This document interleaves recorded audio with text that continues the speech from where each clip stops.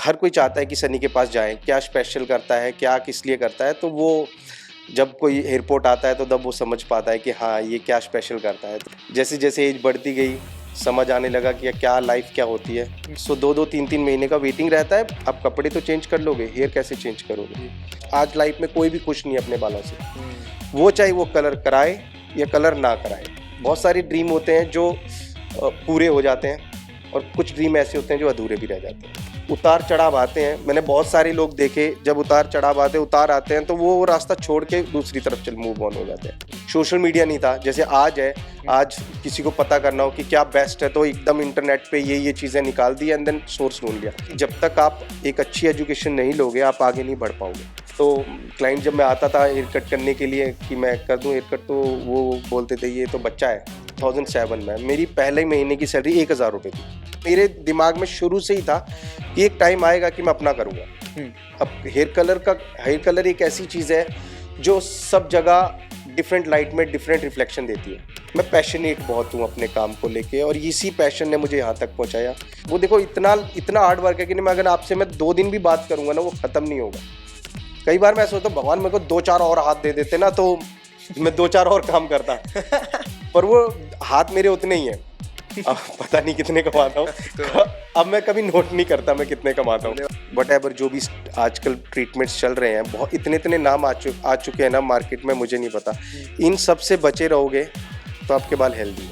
Movies में हो चाहे नॉर्मल हो, मेरा है ऐसे ड्रीम बहुत सारे लोग, पर मैं भी बताना नहीं चाहता।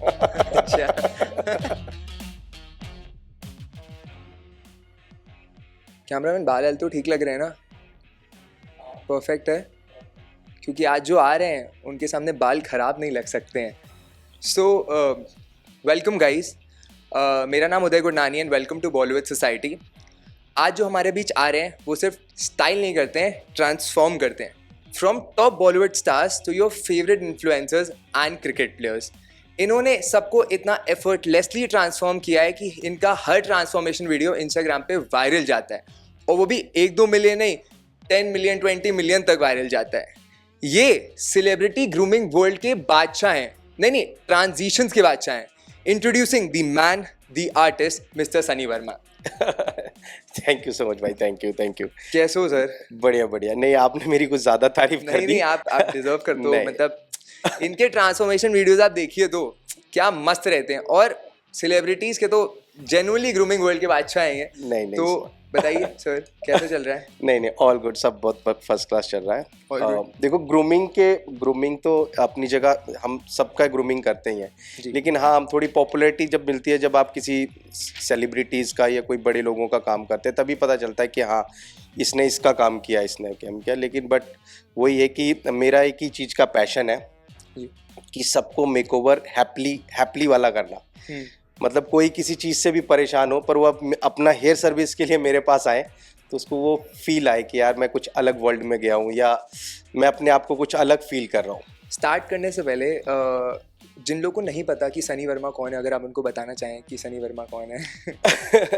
देखो सनी वर्मा अभी राइट ना हो तो सनी वर्मा जो है वो सनी एयरपोर्ट रन करता है। ओके। सो वो एक आर्टिस्ट है, आर्टिस्टिक काम करता है और उसी नाम से ही लोग जानते हैं। मेरा अपना खुद का जो सनी एयरपोर्ट ब्रांड है उसमें मेरा एसवी लोगो भी है, जो लोग पूछते भी हैं मुझसे कि एसवी क्या है ये, तो वो शॉर्ट फॉर्म में सनी वर्मा हो गया उसका नाम, मतलब सनी वर्मा है।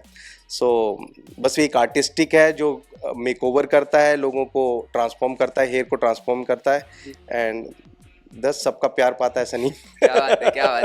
प्यार तो ये बहुत पाते हैं, आप इंस्टाग्राम तो देखिए इनका। सो स्टार्ट करने से पहले मैंने एक रूमर सुना आपके बारे में कि सनी सर के यहाँ अगर किसी को स्टाइलिंग या हेयर कट कराना है तो महीनों से पहले हमें उसका डेट लेना पड़ता है, एंड आपके पास एक प्रॉपर कैलेंडर है जिसमें आप डेट रखते हो, क्या ये सच है? हाँ ये ट्रू है। अगर आप कैलेंडर दिखा सकते हो एक बार तो। हाँ मेरा जो कैलेंडर सिस्टम है उसमें जैसे ये अभी कैमरे में ये अक्टूबर चला गया, ये नवंबर महीना का बुकिंग्स हैं। क्या बात है। ये दिसंबर है, ये जैन है, जैन तक लोगों ने फेब तक बुक करके रखा है। तो अब ये मार्च स्टार्ट हो गया। सो ये कैलेंडर हमेशा पैक रहता है बिकॉज ऑफ सब लोग काम को अप्रिशिएट करते हैं और मैं बहुत मेहनत भी करता हूँ इस काम को लेके। तो वेटिंग ऑलमोस्ट आप ये लेके चलो 7-8 साल से ये वेटिंग मेंटेन करके रखी हुई है in the covid time also. Okay. So 2-3 महीने का वेटिंग रहता है। वेटिंग मतलब वो नहीं है कि हाँ वेटिंग है, बट ये है कि मैं अपने काम को लेके इतना पैशनेट हूँ कि ये हर कोई चाहता है कि सनी के पास जाएं, क्या स्पेशल करता है, क्या किस लिए करता है। तो वो जब कोई एयरपोर्ट आता है तो तब वो समझ पाता है कि हाँ ये क्या स्पेशल करता है। तो इसीलिए लोगों का इतना काम इतना अच्छा लगता है, तो वो वेटिंग मेंटेन रहता है हमेशा। चलिए सनी एयरपोर्ट के बारे में तो बात करेंगे, बट अभी तो लोग आपको द सनी नाम से जानते हैं। जी। तो हम शुरुआत करते हैं जब सनी वर्मा बन रहे थे। तो थोड़ा बहुत बचपन के बारे में कि कैसे आए इस इंडस्ट्री में, कहाँ पैदा हुए थे, थोड़ा सा एक पुराने टाइम में जाएं तो। पुराने टाइम की बात करूँ तो मैं हिमाचल में मेरा बर्थडे जो है, जी। मतलब जो बॉर्न हुआ हूँ मैं हिमाचल में हुआ हूँ। और एक छोटा सा गांव है उसमें, दिम्मी दशमल दरमो, मतलब पास के हैं, तो उसमें छोटा सा गांव है जिसमें मेरा घर जो है वो एक अकेला घर है जिसके आसपास कोई घर नहीं है। मतलब आप ये लेके चलो कि 1-2 किलोमीटर तक कोई घर नहीं है। अच्छा। तो मैं उस जगह से आया हूँ, उस जगह से मैं पहुँचा दिल्ली। दिल्ली से मेरी जर्नी स्टार्ट हुई और फिर धीरे धीरे मैं आज मुंबई में पहुंच गया। सो बस स्टार्टिंग ऐसी है कि वो घर है छोटा सा, तब तो टचवुड बहुत अच्छा घर बना लिया। सो नाम थोड़ा बना लिया, मेहनत तो थोड़ी नई गाड़ी करी। भी आ गई। हाँ गाड़ी, हाँ वो गाड़ी का भी वही एक ड्रीम था मेरा, गाड़ी का भी। उस गाड़ी का ड्रीम जब बना, जब दिल्ली आया, जी। तब तक तो मैं वो गाड़ी को जानता भी नहीं था जब मैं हिमाचल में था। जी। सो वही मैं बात बोल रहा था एक दिन पहले भी, घर मम्मी से भी मैंने बात की थी। मैंने कहा जहाँ पे आज तक साइकिल नहीं जा पाती थी, आज हमने वहाँ पे गाड़ी पहुँचा दी अपनी। जैगवार खड़ी की है सर ने। That's good. सो पापा क्या करते थे आपके? मेरे पापा भी सेम फील्ड में थे, बट वो हेयर और स्किन दोनों में थे। ओके। हाँ तो तो स्टाइलिस्ट थे हेयर और स्किन के? हाँ जी। सो मैं उन्हीं से इंस्पायर हूँ और उन्होंने ही मेरे को बहुत मोटिवेट किया है इसमें आने में। वैसे तो मैं इससे पहले तो सबके अलग अलग ड्रीम्स होते हैं, मुझे ये बनना है, मुझे वो बनना है, वैसे थे, वो एक टाइम था बचपन का। लेकिन जैसे जैसे एज बढ़ती गई, समझ आने लगा कि क्या लाइफ क्या होती है, तो देन फिर मैंने अपना प्रोफेशन सेम यही रखा, पर पैशनेट हो गए। ऐसे नहीं रखा कि मजबूरी है कि नहीं करना ही करना है, लेकिन इसको मैंने पैशन बनाया अपना। अच्छा, तो जैसे आपने बताया कि घर पे आपके पापा भी इसी फील्ड में थे, तो क्या घर पे बातें होती थी स्किन एंड हेयर की, तब जाके अब उससे कि आपको इंटरेस्ट आने लगा कि आपको नहीं कि मुझे यही करना है? वो कैसे इंटरेस्ट कैसे आया हेयर स्टाइल? नहीं, बातें तो कभी नहीं होती थी ऐसी कभी मेरे फादर। वैसे तो मैं हिमाचल में, मतलब मेरी पढ़ाई सारी वहीं हुई है जी। और मेरे फादर दिल्ली में थे, और दिल्ली से पहले मेरे फादर लीबिया में भी थे, तो वहाँ पे भी करते थे, बट फैमिली इशू होने की वजह से वो दिल्ली आ गए फिर वापसी। सो शादी वादी जब पापा की हुई थी तो वो दिल्ली में ही रहते थे, फिर हम हुए थोड़े टाइम बाद। तो पढ़ाई वढ़ाई सब हिमाचल में ही हुई हमारी, और फादर दिल्ली में रहते थे, तो उनसे मिलना ना बहुत कम होता था। मतलब जैसे फादर साल में 1-2 बार आए, तो मतलब छोटे थे, कब बड़े हो गए पता नहीं चला। तो मम्मी थी जो सब कुछ देखती थी, फादर भी देखते थे, पर हम वो महीने में, जैसे अब हमारी प्राइवेट जॉब है फादर की, तो छुट्टियां कहाँ मिलती हैं, 2 दिन 3 दिन मैक्स टू मैक्स। आज हम जॉब करते हैं, अगर मुझे भी कहीं 3 दिन जाना हो तो मुझे वो 3-4 दिन से बाद बोलते हैं कि नहीं, इससे ज़्यादा छुट्टी नहीं मिल सकती। तो सेम वही था कि फादर के साथ लगाव बहुत था, लेकिन उनका प्यार घर पे इतना नहीं मिल पाया। सो बस वही था। पापा, ये पता था कि हाँ पापा एक अच्छी जगह पे काम करते हैं, 5 स्टार में काम करते हैं, हयात होटल में काम करते हैं। तो गांव में के भी कुछ लोग थे जो फादर को जानते थे, वो भी जो दिल्ली में काम करते थे, वो भी जानते थे कि हाँ आपके फादर ऐसी अच्छी जगह पे है, और वो अपना लेवल भी पूरा मेंटेन करके रखते थे। मतलब उनका क्लास देख के ही मैं इंस्पायर हुआ।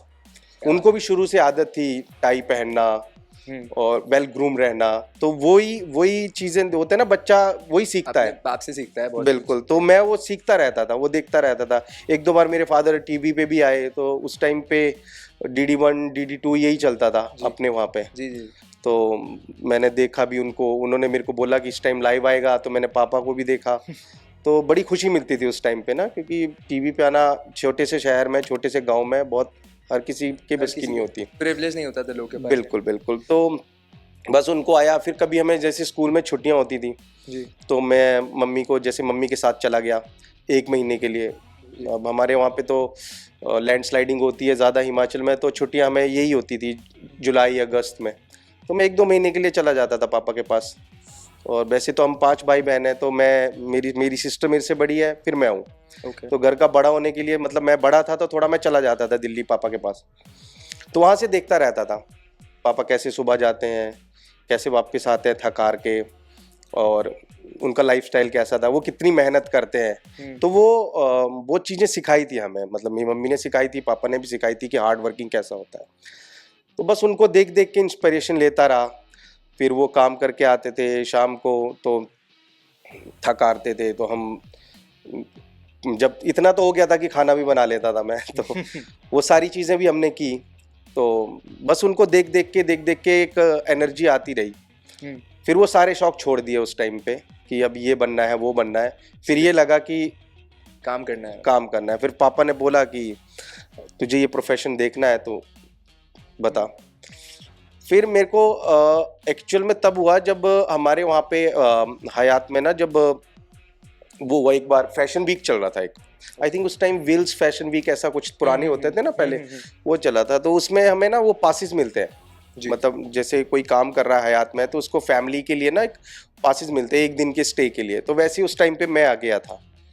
तो वो स्टे के बाद मैं बैक स्टेज की तरफ चला गया, क्योंकि वो मेरे अंदर पासिस लगा हुआ था मेरे को। तो मैं बैक स्टेज चला गया। बैक स्टेज में देखा तो बहुत सारे मॉडल्स और ये हेयर का काम हो रहा है, वो काम हो रहा है। और मैंने वो चीज़ देख के मैंने पापा को बोला कि मुझे अब ये करना है। क्या बात है। तो पापा तो मेरे स्पेशलाइज इन मेंस थे, वैसे मेंस वुमेन दोनों करते थे, लेकिन स्पेशलाइज ज़्यादा मेंस में थे।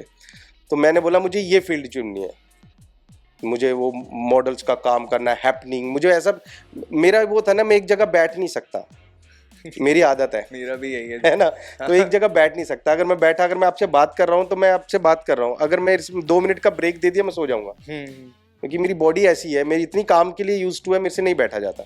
तो सेम थिंग वैसे ही मैंने बोला कि मुझे ये काम अच्छा लग रहा है। तो देन पापा जी ने बोला मुझे कि ठीक है, पर इससे पहले, इस फील्ड को चुनने से पहले तो अपना मेंस में हाथ साफ कर जी, तुझे मेंस ज़रूरी है पहले सीखना। तो देन मैंने मेंस का काम किया। वो भी मेरे वहीं पे ही, अपने चिराग दिल्ली रहता था मैं, चिराग दिल्ली में। तो वहीं पे ही मेरे एक बुआ जी के लड़के हैं, उनकी शॉप है वहाँ पे, वहीं पे मैंने ये मेंस का काम स्टार्ट किया। ठीक है। और लाइफ बहुत स्ट्रगलिंग है, मतलब ऐसा नहीं है। ये तो वो वाला टाइम मैं आपको बता रहा हूँ जब मैं दिल्ली पहुँच गया। वो वाला टाइम बहुत डिफरेंट था जब मैं स्कूल में था। तो कई बार फादर की तबीयत खराब हो जाती थी, तो घर पे तो कोई था नहीं, बड़ा तो मैं ही हूँ। तो मुझे स्कूल छोड़ के भी जाना पड़ता था उनको देखने के लिए। जब होता था कई बार तबीयत खराब हो गई, अब अकेले रहते थे, तो तबीयत खराब हुई है तो किसी न किसी को तो देखना था। अब हम 5 बहन भाई थे, किसको छोड़ के जाते, मदर कैसे जाएंगी अकेली। मम्मी भी जाती थी, ऐसा नहीं है, पर मुझे वो टाइम याद है जब तबीयत खराब होती थी और मेरे बोर्ड के एग्जाम होते थे और मैं, फीलिंग वो जाती है हाँ, ना कि एक रिस्पॉन्सिबिलिटी है बड़े भाई की जाना है। अब वहाँ जाना। और कई बार, एक बार तो ऐसा भी हो गया कि मैं पापा को देख के आया, वो थोड़े ठीक हुए, मेरे मामा जी आए, सब आए घर पे, देखा, और मेरे को मम्मी ने बोला बेटा कल एग्जाम है, कल घर आना वापसी, कल पेपर देने जाना है। और मैं बोला हाँ ठीक है, मेरे को पता है। और मैं पेपर करके, मैं तैयारी करके आया इसकी सोशल साइंस की, और पेपर था मेरा मैथ का। अरे मतलब इतना हेक्टिक था कि मैं बस में बैठ के किताबें पढ़ रहा हूँ, चलो सोशल साइंस का है, रट्टा मार रहा हूँ। अब रट्टा ही मार सकता था, एंड प्रेशर इतना ज़्यादा था। पर जब स्कूल में मम्मी ने उठाया कि अब टाइम हो गया जाओ, तो जब स्कूल पहुंचा और यार दोस्तों से बात करने लगा तो कह रहा आज तो मैं पेपर मैथ का है, तो वो भी बोर्ड के एग्जाम 10th क्लास के। कितने परसेंट आए थे बोर्ड्स में अगर आप बताना चाहें तो? भाई ज़्यादा तो नहीं, 65% कुछ आए थे। बट हाँ ये था कि पास होना पास उस टाइम माइंड ना सब जगह, आप छोटे थे यार, 10th क्लास होता ही क्या है, मतलब आप दिल्ली जैसी जगह पे आ रहे हो, और दिल्ली जैसे हम उस टाइम पे बोलते थे कि दिल्ली में आसान नहीं है रहना, मतलब पहाड़ी लोगों का ना, भोले टाइप के थे हम सारे।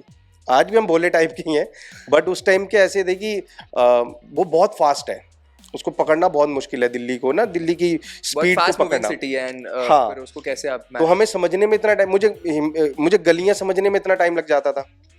अगर मुझे कोई बोल भी देना कि वहां से कुछ मेडिकल कुछ दवाइयाँ लानी है, तो वो गलियां ऐसी थी अपनी चिराग दिल्ली की, वो इधर जाता था फिर मैं बोलता हूँ वहीं आ गया वापसी।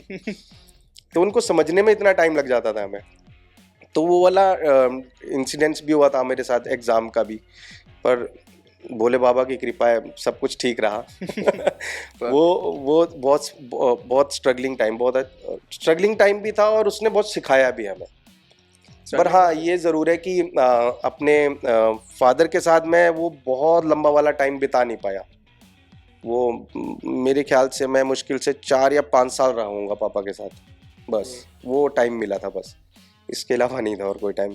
तो मैंने ये भी पढ़ा है आपके बारे में कि आप एक इंटरनेशनल स्टाइलिस्ट थे और आप ब्रांड्स के साथ काम करते थे सनी एयरपोर्ट खोलने से पहले।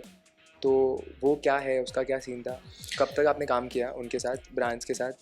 देखो ब्रांड्स के साथ तो मैंने टिल 2000 में, कोविड में मैंने ब्रांड्स को छोड़ दिया था। ओके। इससे पहले मैं 2007 से ब्रांड के साथ काम कर रहा हूँ। 2006 में मैं आया था। ओके। तो 2006 में मैंने सीजर पकड़ ली थी। ठीक है। बट जैसे मैंने आपको बताया कि मैंने शुरू किया बट पहले मेंस में, तो पहले अपना मेंस में हाथ साफ किया, फिर धीरे धीरे एक कोर्स किया, उससे सेटिस्फेक्शन नहीं मिली तो दूसरा किया, दूसरे से नहीं मिली तो तीसरा किया। बट दिल्ली में ना उतना ज़्यादा स्कोप नहीं था उस टाइम पे। डेफिनेटली था, होगा, बट मेरे को कोई वो गाइड नहीं कर रहा। अब मेरे फादर भी थे 5 स्टार में। अब क्या होता है ना कि एक बंदा 5 स्टार में रुक रहा है ना, तो उसको वो वहीं की लाइफ का पता रहता है ज़्यादा, बाहर का नहीं पता। सोशल मीडिया नहीं था जैसे आज है। आज किसी को पता करना हो कि क्या बेस्ट है तो एकदम इंटरनेट पे ये चीज़ें निकाल दी एंड देन सोर्स ढूंढ लिया। उस टाइम सोर्स नहीं था उतना, उस टाइम बस रिकमेंडेशन थी। अच्छा ठीक है, तुम्हारे लड़के ने वहाँ कोर्स करना है वहाँ कर लो, फिर उसकी बात सुन के वहाँ कर लिया, अच्छा वहाँ कर लो वहाँ कर लिया। तो उस टाइप के कोर्स थे। तो बस वहीं से ही जर्नी स्टार्ट हो गई मेरी हेयर इंडस्ट्री की। 2019-20 जैसे आप बोल रहे हैं कि कोविड के टाइम पे आपने सनी एयरपोर्ट स्टार्ट किया, तो क्या ऐसे दिमाग में आया कि खुद का शुरू करता हूँ? नहीं, दिमाग में तो एक ही चीज़ सोची थी मैंने, और ये स्टार्टिंग से सोची थी, क्योंकि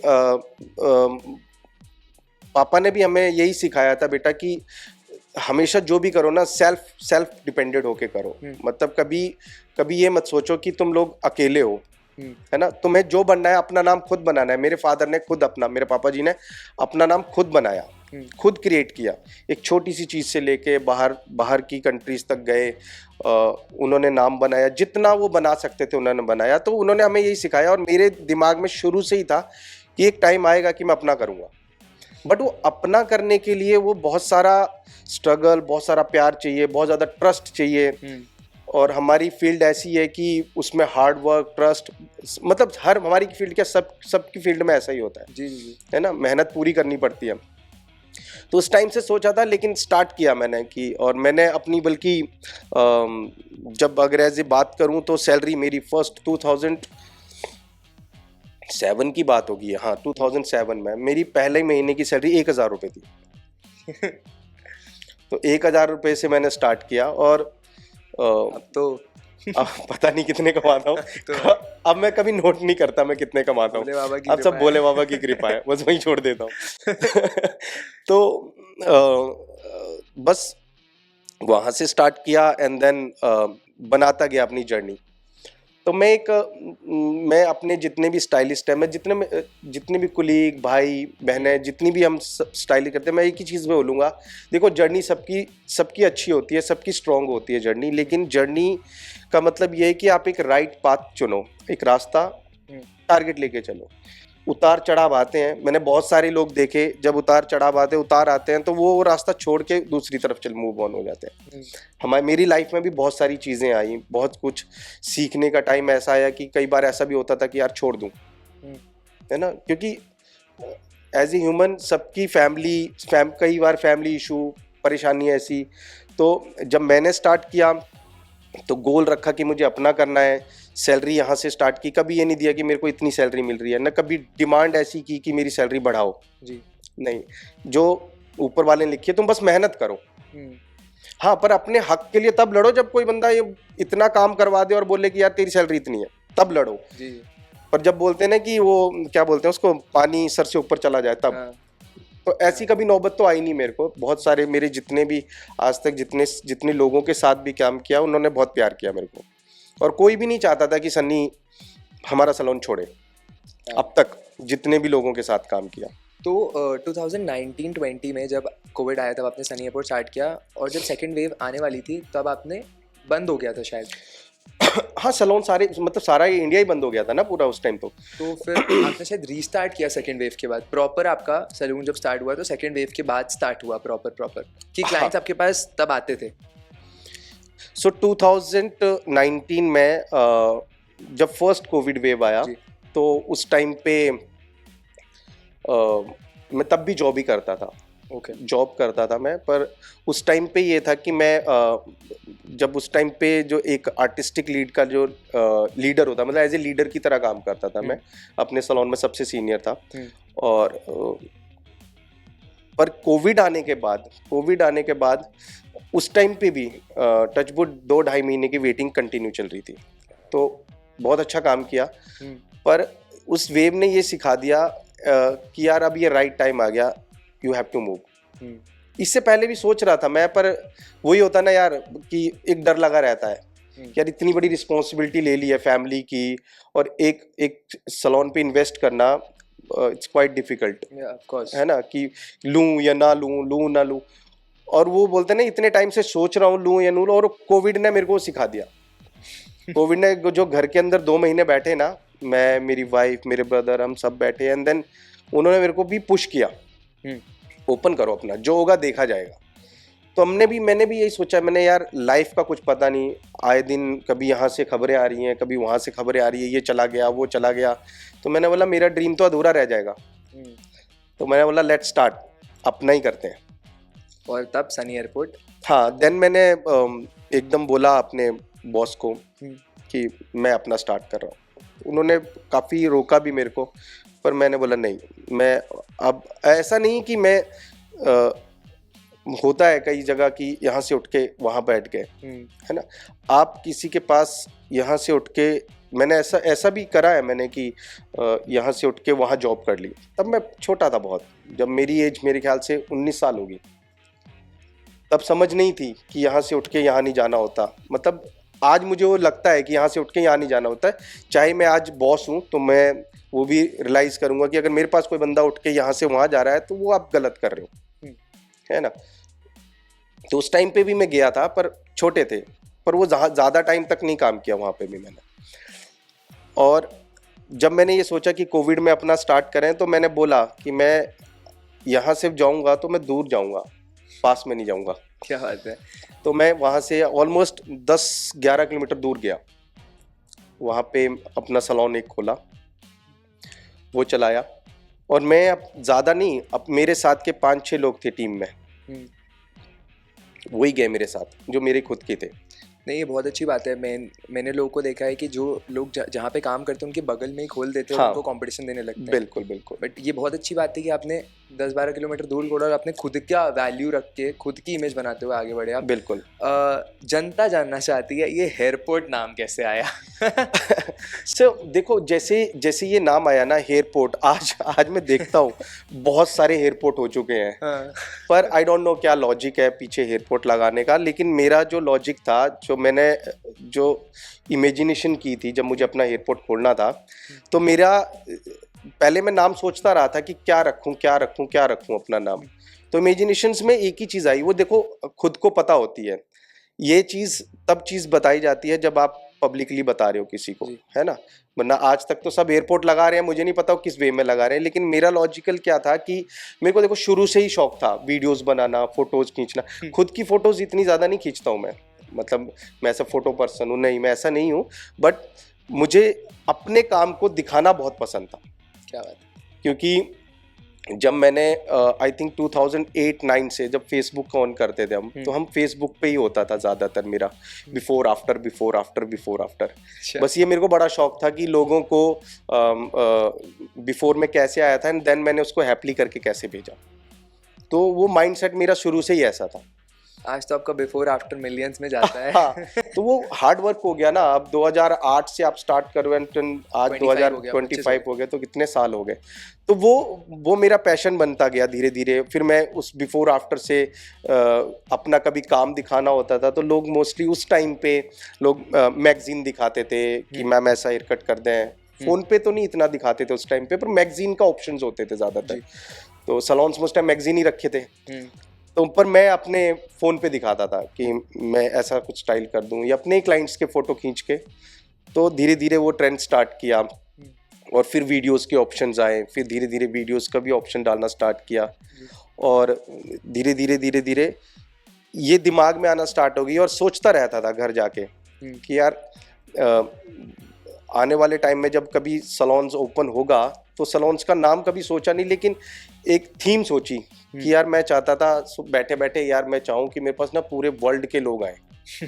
मैं ऐसा काम करूँ कि मेरी वीडियोस जो मैं काम कर रहा हूँ, उस टाइम इंडिया में इतने लोग नहीं करते थे वीडियोस अपलोड। तो मैं यहाँ से लोग आए मेरे पास, वहाँ से लोग आए। तो वो ड्रीम थोड़ा थिंकर वाला ड्रीम, मैं सोचता रहता था ये सब चीज़ें। तो बस मैंने वो बनाना स्टार्ट किया। और देन इसके बाद वो एयरपोर्ट का कॉन्सेप्ट इसलिए आया कि भाई आज वीडियोस बहुत जगह बीच में वायरल होना स्टार्ट हो गई।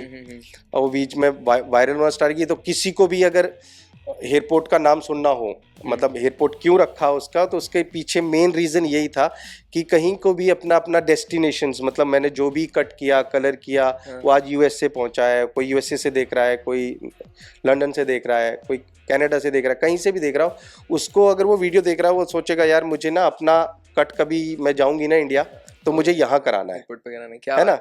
कोई न्यूजीलैंड से देख रहा है तो कोई चाहे इंडिया से ही देख रहा हो, कहीं से भी देख रहा हो, तो उसको आना, जब इतने लोग किसी जगह पे जाते हैं तो उसका डेस्टिनेशन एक बनता है जैसे एयरपोर्ट, कि वो सब फ्लाइट्स उतर के सब एयरपोर्ट पे आती हैं। तो मेरा था कि मेरे पास जब अलग अलग कंट्रीज अलग अलग स्टेट से लोग आए तो वो सबका डेस्टिनेशन एक हो। क्या बात है। तो मैंने एयरपोर्ट रखा। क्या लॉजिकल कॉन्सेप्ट है। सबके लिए पहली जॉब, पहली सैलरी, पहला इंटरव्यू बहुत मैटर करता है। जी। तो आपका पहला सेलिब्रिटी कौन था और वो फीलिंग कैसी थी जब आपने उनको डिलीवर किया? पहला सेलिब्रिटीज़ मेरा सबसे पहले मैंने किया था डिम्पल कपाड़िया मैम का हेयर कट। सबसे पहला? हाँ, हेयर कट मैंने किया था उनका, वो भी सलोन में नहीं, होटल में ही किया था। तो फीलिंग तो बहुत अच्छी थी क्योंकि हमेशा पर्दे के हमने उस तरफ देखा है। हाँ बिल्कुल, मतलब हमेशा टीवी पे ही देखा है, और कोई इन पर्सन आ जाए सामने तो वो थोड़ा सा पहले तो देखने में यार कि वही है तो वो थोड़ा सा वो लगता था मुझे कि हाँ वही है। पर देन बस उनका हेयर कट किया, वो बहुत बात करने में बहुत अच्छी थी और बहुत कंफर्टेबल भी फील कराया उन्होंने। ऐसा नहीं लगाया कि मेरे को कि मैं कुछ कट गलत ना कर दूं या कुछ ना कर दूं। मैं भी अपने काम को लेके कॉन्फिडेंट था, तो डिलीवर किया उनको हेयर कट, अच्छा सा हेयर कट किया, वो खुश थी अपने हेयर कट से। तो बस एक पॉजिटिव वाइब्स और बढ़ना स्टार्ट हो गई एंड देन फील आने लग गया कि यार मैं कर सकता हूँ कुछ, कर सकता हूँ कुछ। क्या बात है। जब भी आप सेलिब्रिटी को कुछ डिलीवर करते हो तो सेलिब्रिटी भी अपने एक्सपेक्टेशन लेके आता है कि मुझे ऐसा ट्रांसफॉर्मेशन चाहिए, ऐसा चाहिए। तो आपको डर लगता है क्या कि कल को मैं सेलिब्रिटी की एक्सपेक्टेशन को नहीं बीट कर पाया, तो ऐसा मन में ख्याल आता है? नहीं, देखो अभी ऑलमोस्ट काम करते हुए मुझे 20 साल होने वाले हैं। मैं 13 मार्च को 20 साल हो जाएंगे। मेरी डेट मुझे पूरी याद है जब मैंने फर्स्ट टाइम सीजर उठाई थी। क्या बात है। तो अब इतना टाइम हो गया है, बेशक चाहे सेलिब्रिटीज़ हो या कोई नॉर्मल क्लाइंट हो अपना या व्हाटएवर कोई भी हो, उसको जब तक आप प्रॉपरली रीड नहीं करोगे कि उसको चाहिए क्या वो राइट बोल रहा है, चाहे वो सेलिब्रिटीज़ हो चाहे नॉर्मल क्लाइंट हो, अगर वो राइट बोल रहा है तो उसके साथ आप भी वही डिलीवर करो कि आप दे सकते हो। लेकिन अगर वो चीज़ एक्सपेक्टेशन वो मांग रहा है और मैं उसकी हाँ में हाँ मिलाऊं और मैं वो फिर ना पहुंच पाऊं तो गलत है।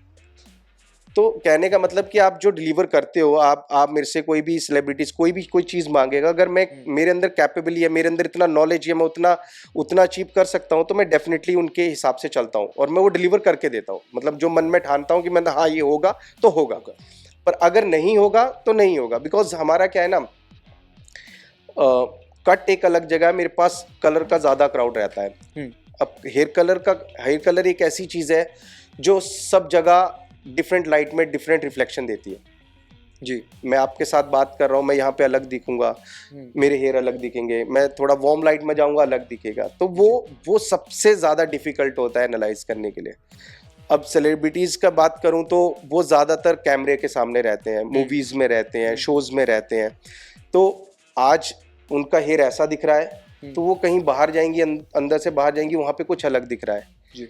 एंड ये सब चीज़ें में होता है कि यार मेरे बाल यहाँ से यहाँ पे ऑरेंज नहीं दिख रहे, वहाँ ऑरेंज दिख रहे हैं। कैमरे के सामने तो अलग दिख रहा है। वो रीड करना बहुत ज़रूरी है और वो एक्सप्लेन करना बहुत ज़रूरी है। टचवुड आज तक तो कभी ऐसा नहीं हुआ कि किसी सेलिब्रिटीज़ ने मेरे से ये चीज़ मांगी हो और डिलीवर नहीं की हो। हाँ, बट हाँ, अगर वो चीज़ मांग रहे हैं, एक्सपेक्टेशन है, बट उनको मैं राइट गाइड करके कि ये चीज़ आपके लिए सही नहीं है, आप ये कराओ जी। और सबसे मेन चीज़ मैं एक ही चीज़ समझता हूँ कि आप कोई भी कुछ भी डिलीवर करो, वो उनके फेस के हिसाब से हो। हाँ, मैं देखता हूँ आपके वीडियोस जिसमें आप बोलते भी हो कि मैम आपके स्किन टोन के हिसाब से ये बेस्ट जाएगा। बिल्कुल बिल्कुल। आप देखो होता है ना कि आजकल सब चेक करते हैं, अच्छा 2025 में क्या ट्रेंड चल रहा है, 2024 में क्या ट्रेंड चल रहा है। ट्रेंड एक अपनी जगह अलग है, ठीक है। आज आपने कोई लूज टी शर्ट पहनी है, ये ट्रेंड के हिसाब से चल रही है, एक आधी बार अच्छी लगेगी, फिर आपको कोई दूसरा बंदा, 2-3 बंदों ने टोक दिया कि यार ये बहुत लूज लग रही है, तू पतला लग रहा है, तू ऐसा लग रहा है, तो मे बी आप फिर वो चेंज कर दोगे इस चीज़ को कि यार ये मेरे पे सेट नहीं हो रही, ये ट्रेंड मेरे पे सेट नहीं हो रहा है ना। बट वो हेयर है, आप कपड़े तो चेंज कर लोगे, हेयर कैसे चेंज करोगे। सो अगर मैं हर चीज़ ट्रेंड के हिसाब से ही चलूँगा तो ये तो परमानेंट सोल्यूशन कर दिया ना मैंने। मैं हमेशा देखता हूँ कि लाइफस्टाइल क्या है, हमेशा देखता हूँ उसके फेस के ऊपर क्या जा रहा है, वो बंदा मेकअप पर्सन है, विदाउट मेकअप पर्सन है, ये सबसे ज़्यादा इंपॉर्टेंट है। तो मैं ट्रेंड उस हिसाब से बना देता हूँ। अभी मैं बहुत ज़्यादा ऐश कलर करता हूँ जी। अब मोस्टली सब बोलते हैं कि इंडियन स्किन टोन पे ऐश नहीं जाता, उसमें लोग और डार्क लगते हैं। पर मेरा कहने का मतलब कि क्या हमारी स्किन टोन के लिए क्या ऐश कलर नहीं बने हुए, कूल टोन्स नहीं बने हुए, तो मैं वो टोन डिलीवर करता हूँ। ऐश का मतलब वो नहीं कि मैं वाइट कर रहा हूँ सबके बाल, ऐश का मतलब मेरी नज़रों में ये है कि उसकी बहुत सारी वेराइटीज़ हैं। आपने वो कूल टोन्स कैसे इंडियन स्किन टोन पे न्यूट्रल करनी है, किस तरीके से इन्हेंस करनी है, उस चीज़ में स्पेशलाइजेशन। वो तो आपका आर्टवर्क भी है, इतना मेन की वही कि उसको रीड करना कि उसके फेस पे एक्चुअल में जाएगा क्या, वो रीड करना मेरे लिए ज़्यादा इंपॉर्टेंट है। परफेक्ट। एक मेमोरेबल सेलिब्रिटी ट्रांसफॉर्मेशन जो अभी तक आपको लगता हो कि हाँ यार इसका क्या था, ये अभी तक मुझे याद है, कोई एक मेमोरी शेयर करना चाहें आप, किसी का ट्रांसफॉर्मेशन जो मज़ा आ गया हो, अभी तक आप वो ट्रांसफॉर्मेशन कैरी करते हैं अपने तरफ? नहीं, देखो पता है क्या, मैं इतना कलर करता हूँ, इतना मुझे पता नहीं है मैं कितने कलर कर चुका हूँ। मतलब आप समझो तो मैं 1 लाख कर चुका हूँ, 5 लाख कर चुका हूँ, 10 लाख कर चुका हूँ। आई हैव नो आइडिया मैं इतने कलर करता हूँ। एक दिन में हम 20-20, 25-25 कलर भी करते थे जी। एक टाइम ऐसा भी था, इतना प्रेशर होता था काम का। पर मेमोरेबल ये रहता है, सबसे ज़्यादा मेमोरेबल तो ये रहता है, सुबह स्टार्ट करो, शाम तक सब खुश होके जाए। मेरे लिए सबसे ज़्यादा इंपॉर्टेंट होता था और मेरे लिए वो सबसे ज़्यादा प्रेशर होता था जी। क्योंकि कभी ऐसा नहीं ध्यान दिया कि इसको अच्छा लगना चाहिए, इसको मैं स्पेशल ट्रीटमेंट दूं, इसको अच्छा लगना चाहिए, इसको स्पेशल ट्रीटमेंट नहीं। मैं अपना जब काम पकड़ता था ना, तो मैं ये नहीं देखता था कि कौन उस प्रोफाइल का या कौन उस प्रोफाइल का, लेकिन मेरा नेचर ऐसा है कि सबको इक्वली डिवाइड करके काम करूं, बट जो भी करूं बेस्ट करूं। कई बार मैं सोचता हूँ भगवान मेरे को 2-4 और हाथ दे देते ना, तो मैं 2-4 और काम करता पर वो हाथ मेरे उतने ही हैं। तो मेमोरेबल में अगर मैं किसी सेलिब्रिटीज़ की बात करूं, तो मैंने सबसे पहले जब कलर किया था तो मैंने कुशा मैम का किया था। 2020 में आपने सबसे पहले उनका किया था? 2020 में नहीं किया था मैंने उनका आई थिंक 2017 के आसपास में किया था। हाँ, कोविड से पहले किया था। जब कुशा मैम का मैंने कलर किया तो समथिंग इन नेचुरल, वैसे कुशा मैम के बाल वैसे ही ब्राउन है, अच्छे बहुत सुंदर बाल थे उसके। तो एक बार उनका फ़ोन आया कि सनी मुझे कलर चेंज करना है, और उस टाइम कुशा मैम का वो बहुत ट्रेंड था, साउथ दिल्ली गर्ल वाला, उस टाइम बहुत ट्रेंड था। तो उस टाइम मेरे को थोड़ी नर्वसनेस फील हुई। वो किस लिए फील हुई कि आई थिंक कुशा मैम भी फर्स्ट टाइम करा रही थी और मैं भी फर्स्ट टाइम ही कर रहा था कुशा मैम का। कलर तो मैं बहुत सारे करता था, लेकिन कहने का मतलब ये था कि उन्होंने कराया, वो स्पेसिफिक है उन चीज़ के लिए कि मुझे सन्नी अब कुछ चेंज चाहिए, पर चेंज चाहिए भी, पर वो दिखना भी नहीं चाहिए जी। तो ये जो टास्क होता है ना कि चेंज चाहिए भी और दिखना भी नहीं चाहिए ना, ये टास्क थोड़ा डिफिकल्ट हो जाता है क्योंकि ये कलर ऐसी चीज़ है कि सब कुछ कर दिया और बाद में बोला ये अगर यार कलर तो दिख ही नहीं रहा, समझा।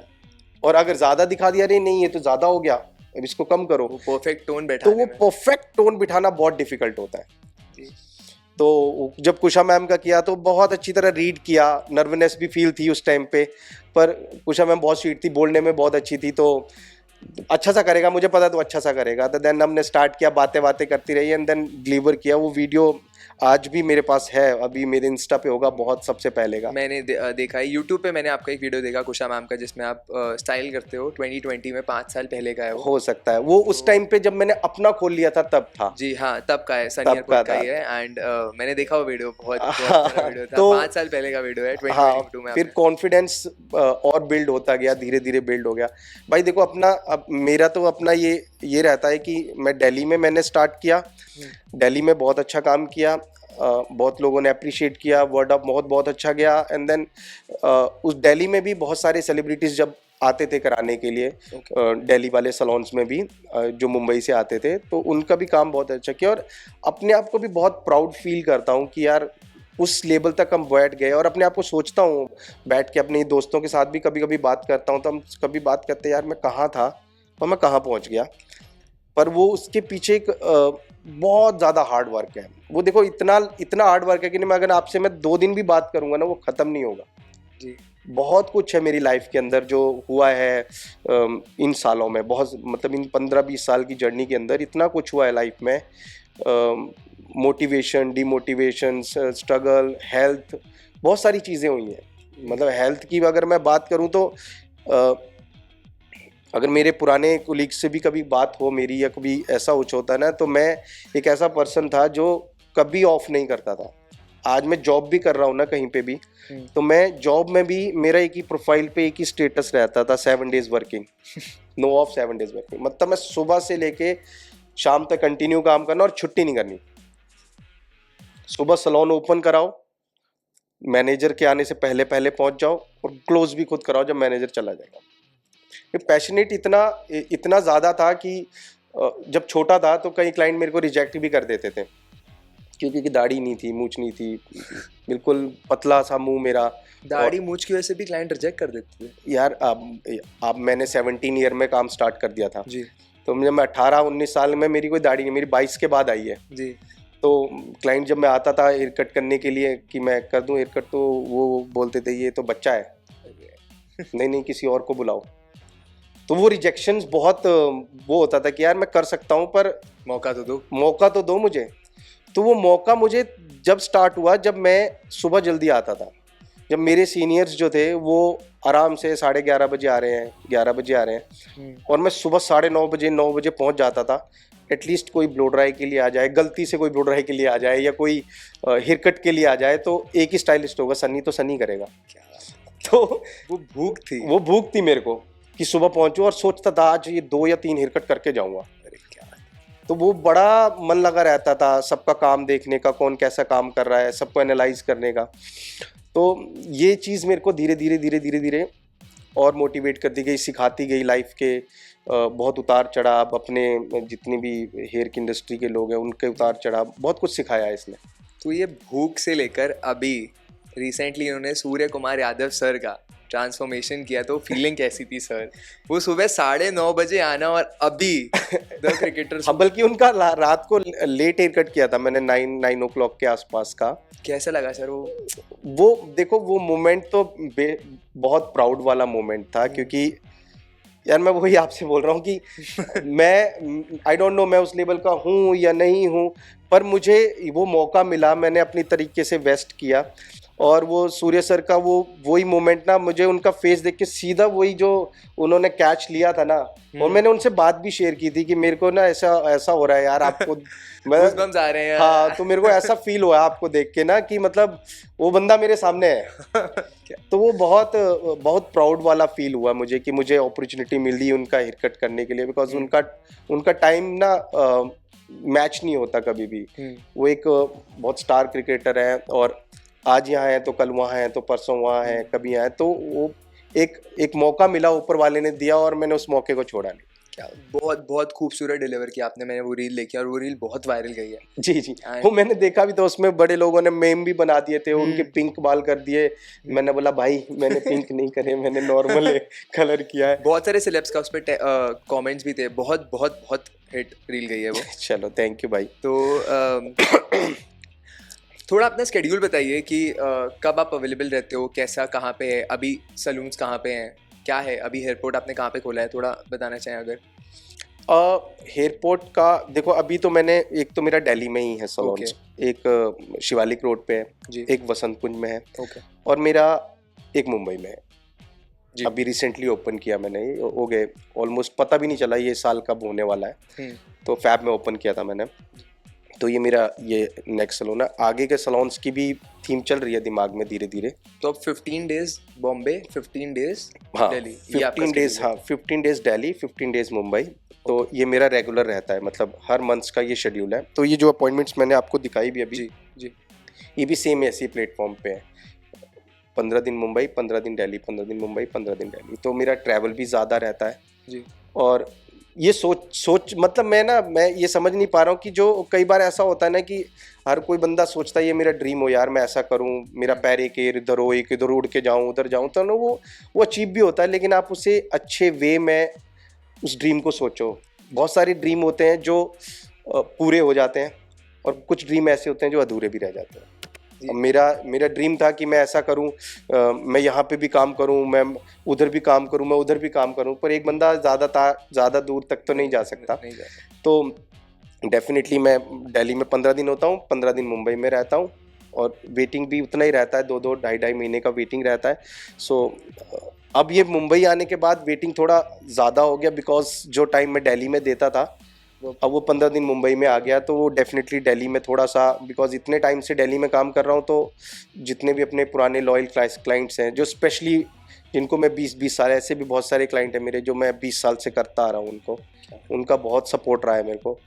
और तो ये एक्सपैंड होने का कुछ है, मतलब दिल्ली बॉम्बे के बाहर भी कहीं आपने सोचा है कि अभी कुछ नहीं, है दिमाग में? डेफिनेटली सोचा है मैंने अपने प्लान रखे हुए हैं कि आने वाले टाइम में यहाँ पे भी करूँगा, वहाँ पे कहाँ, भी कोई सिटी आउट ऑफ इंडिया भी आप कहीं सोच रहे हो क्या? हाँ, अभी मैंने दुबई का सेटअप सोचा हुआ है। दुबई का अच्छा। भी अभी एक बार गया भी था मैं कुछ जगह देखने के लिए वहाँ पे, जी। तो दुबई का भी सेटअप चल रहा है। अभी देखते हैं अब ऊपर वाला कहाँ पहुँचाता है। अभी तो बस स्टार्ट किया है, एक कदम रखा है अभी मुंबई के लिए, लेट्स सी। पर देखो, सलोन बहुत ज़्यादा खोलना मेरा बहुत ज़्यादा बड़ा ड्रीम नहीं है। जी। मेरा इतना बड़ा ड्रीम नहीं है कि मैं 50 सलोन खोलूँ या इतने सलोन्स खोलूँ, चेन्स नहीं है, ऐसा नहीं है मेरा ड्रीम। बट हाँ, ये ज़रूर है कि मैंने जो ये अपनी मेहनत से सनी एयरपोर्ट जो ये बनाया हुआ है ना, इसका नाम बस एक बंदा याद रखे, यार ये सनी एयरपोर्ट सलोन ना एक ऐसा बंदा है जिसने बहुत हार्ड वर्क करके बनाया। वो हार्ड वर्क ना और रिस्पेक्ट मेंटेन करके रहे, बस और मेरा क्वालिटी मेंटेन रहे जो बिल्कुल। आपकी है। मैं आज मेरे पास बहुत सारे ऑप्शंस आते हैं फ्रेंचाइजी के, पर मैं फ्रेंचाइजी इसलिए नहीं देता हूँ क्योंकि आज मैं दिल्ली मुंबई कर रहा हूँ तो वो मैं खुद कर रहा हूँ। जी। खोलना होता तो मैं आज चंडीगढ़ भी खोल देता, हैदराबाद खोल देता, बेंगलोर खोल देता। बहुत सारे लोग बोलते हैं, पर जहाँ पे मैं अवेलेबल नहीं होगा मैं उसको कैसे प्रमोट कर पाऊँगा? सही है। या तो फिर मैं एक बिजनेसमैन बन जाऊँ कि नहीं, मैं खोलता जाता हूँ, बस मैं आके देखा करूँगा सब लोग काम करने के लिए कर रहे हैं। बट हाँ, इसके लिए भी मैंने एक ऑप्शन रखा है कि आने वाले टाइम में अगर मैं जितने भी सलोन्स खोलूँ आने वाले में, वहाँ तक मेरी रीच पूरा प्रॉपर रहे। वो रीच प्रॉपर के लिए मैंने अपना स्कूल भी खोला हुआ है। हाँ, सो वही मैं पूछने भी वाला था कि दिल्ली में आपका स्कूल है, तो अगर किसी को अप्लाई करना हो उस स्कूल में, तो क्या क्वालिफिकेशंस हैं, कैसे अप्लाई होगा? देखो, स्कूल खोला हुआ है, वहाँ पे क्वालिफिकेशंस की ऐसी कोई नीड नहीं है। Okay.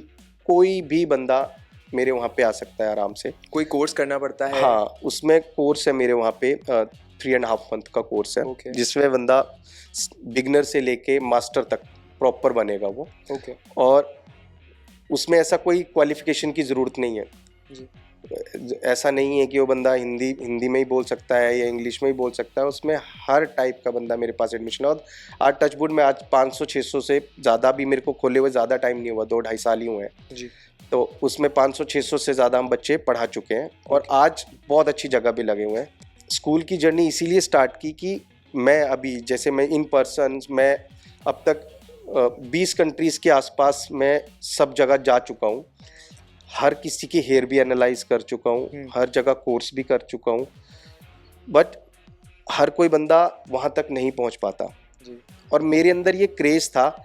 मैं जब भी काम करता था तो जितना भी सैलरी मैं अर्न करता था, जितना भी मैं कमाता था, वो मैं कभी इधर उधर इन्वेस्ट नहीं करता था, वो मैं अपनी एजुकेशन के ऊपर सेल्फ कर लेता था जी। कि मुझे पढ़ाई मुझे करनी है, मैं आज वहाँ जाऊँगा, आज मुझे फलानी कंट्री में जाना है, वहाँ का एक गोल बना के रखता था। और मैंने अपने जितनी भी कमाई थी सब अपनी एजुकेशन पे लगाई, क्योंकि मुझे वही राइट दिखा कि जब तक आप एक अच्छी एजुकेशन नहीं लोगे आप आगे नहीं बढ़ पाओगे। मैंने अपनी इंडस्ट्री में देखे हैं बहुत सारे लोग 20-20, 25-25 साल से बहुत हार्ड वर्किंग है, बहुत हार्ड, लेकिन उनको वो प्लेटफॉर्म नहीं मिल पाया आगे बढ़ने का। ओके, तो अभी जैसे आप कितने टाइम में विजिट करते हो अपने स्कूल में? मतलब जब आप दिल्ली में रहते हो तो अपने स्कूल में भी आपके लेक्चर्स रहते हैं कि वो प्रोसीजर कैसा है? आपके भाई भी जाते हैं क्या वहाँ पे? हाँ, तो मेरे स्कूल में क्या है कि मेरे ऑलरेडी जो मेरे खुद के बनाए हुए एजुकेटर हैं जी।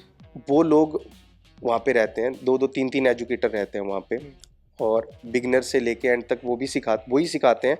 मैं बीच में जैसे 15 दिन मैं यहाँ पे हूँ तो मैं विज़िट करता रहता हूँ वहाँ पे, मैं भी सिखाता हूँ उनको।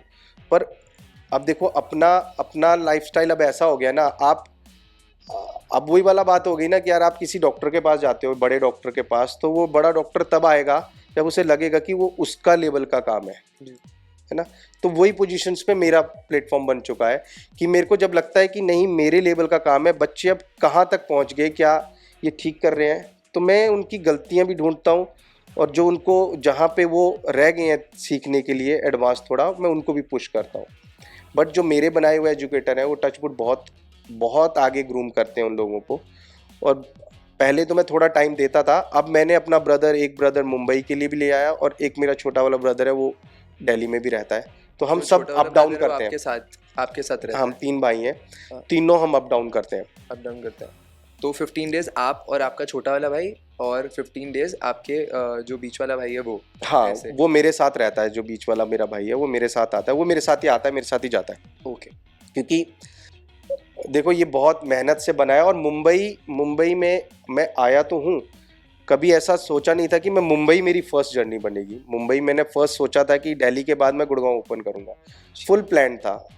आई डोंट नो मुंबई से उठ के गुड़गांव से उठ के मैं मुंबई कैसे पहुंच गया। सपनों का शहर है, सपने तो पूरे करता ही है। वो एकदम अचानक प्लान बना, सब कुछ अचानक हुआ और मैं मुंबई पहुंच गया। अब मुंबई में अगर मैं पहुंचा हूं तो, और मेरा ऐसा नहीं है सर, पता है क्या मोस्टली क्या होता है कि आप किसी भी बिजनेस को खड़ा करते हैं ना, मैं देखता हूँ सब जगह है ना, सोशल मीडिया आजकल सब कुछ दिखा देता है। आप किसी भी बिजनेस को खड़ा करोगे आप वहीं के बंदे हायर कर लेते हो जी। आपने इधर से सलोन से तोड़ दिया या उधर से salon.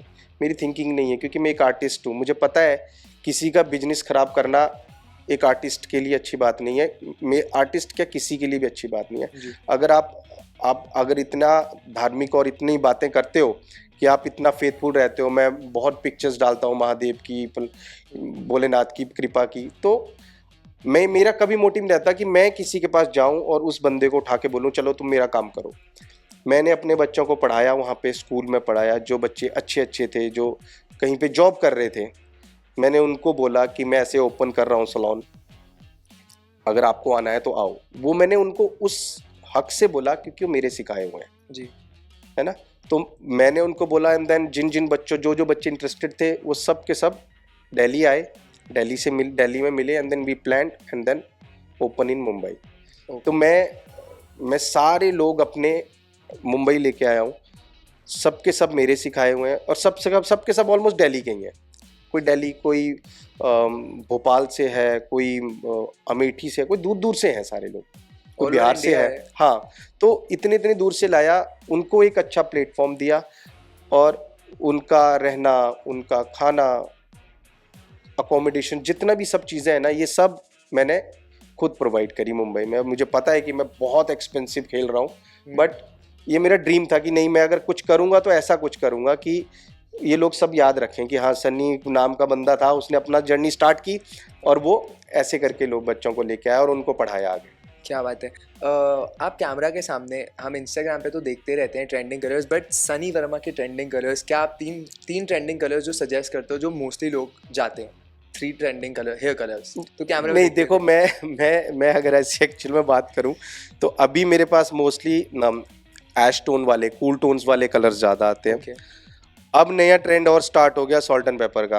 Okay salt and paper बहुत लोग आना स्टार्ट हो गए हैं मेरे पास, और एक थोड़ा ब्राउन कलर जो कूल टोन्स में रहे।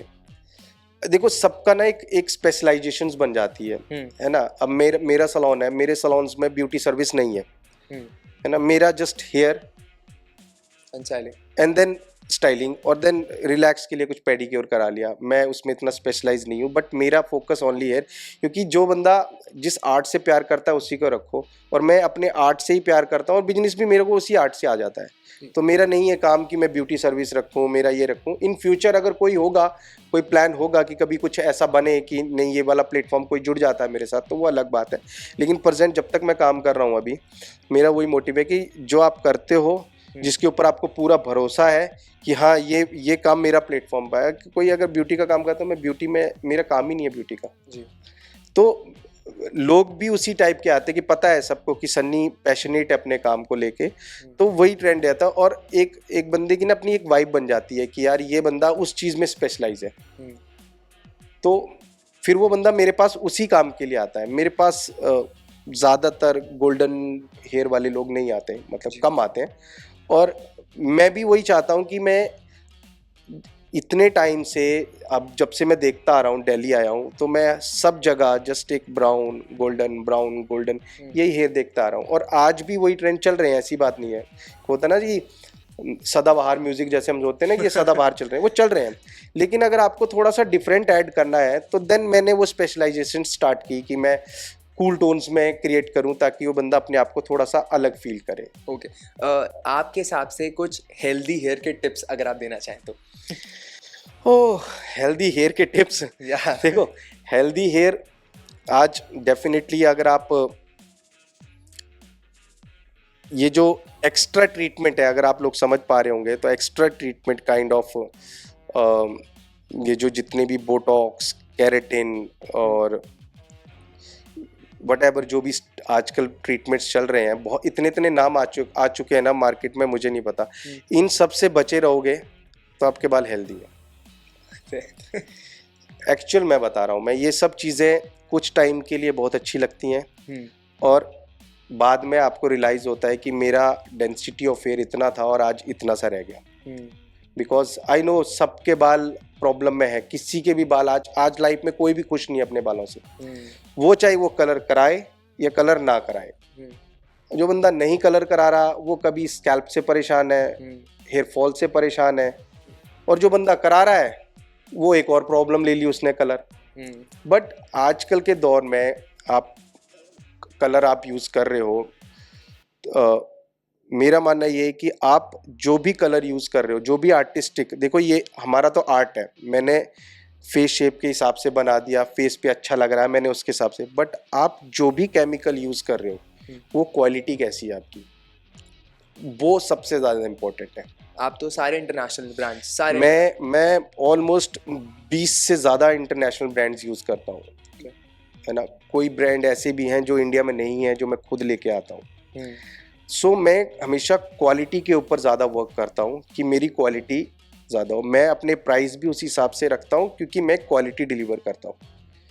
मैं कभी कॉम्प्रोमाइज़ नहीं करता, मैं कभी स्कीम नहीं लगाता आप ये इतने में करा लो, आप इतने करो। जब आपकी वो वर्थ ही नहीं है, जब आप इतना एक्सपेंसिव सामान लेके आ रहे हो, वो किस लिए आ रहे हो कि आप एक किसी को अच्छा करो। और डेफिनेटली ऐसा नहीं है कि सनी कर रहा है तो बाल ड्राई नहीं होगा, बाल ड्राई होगा।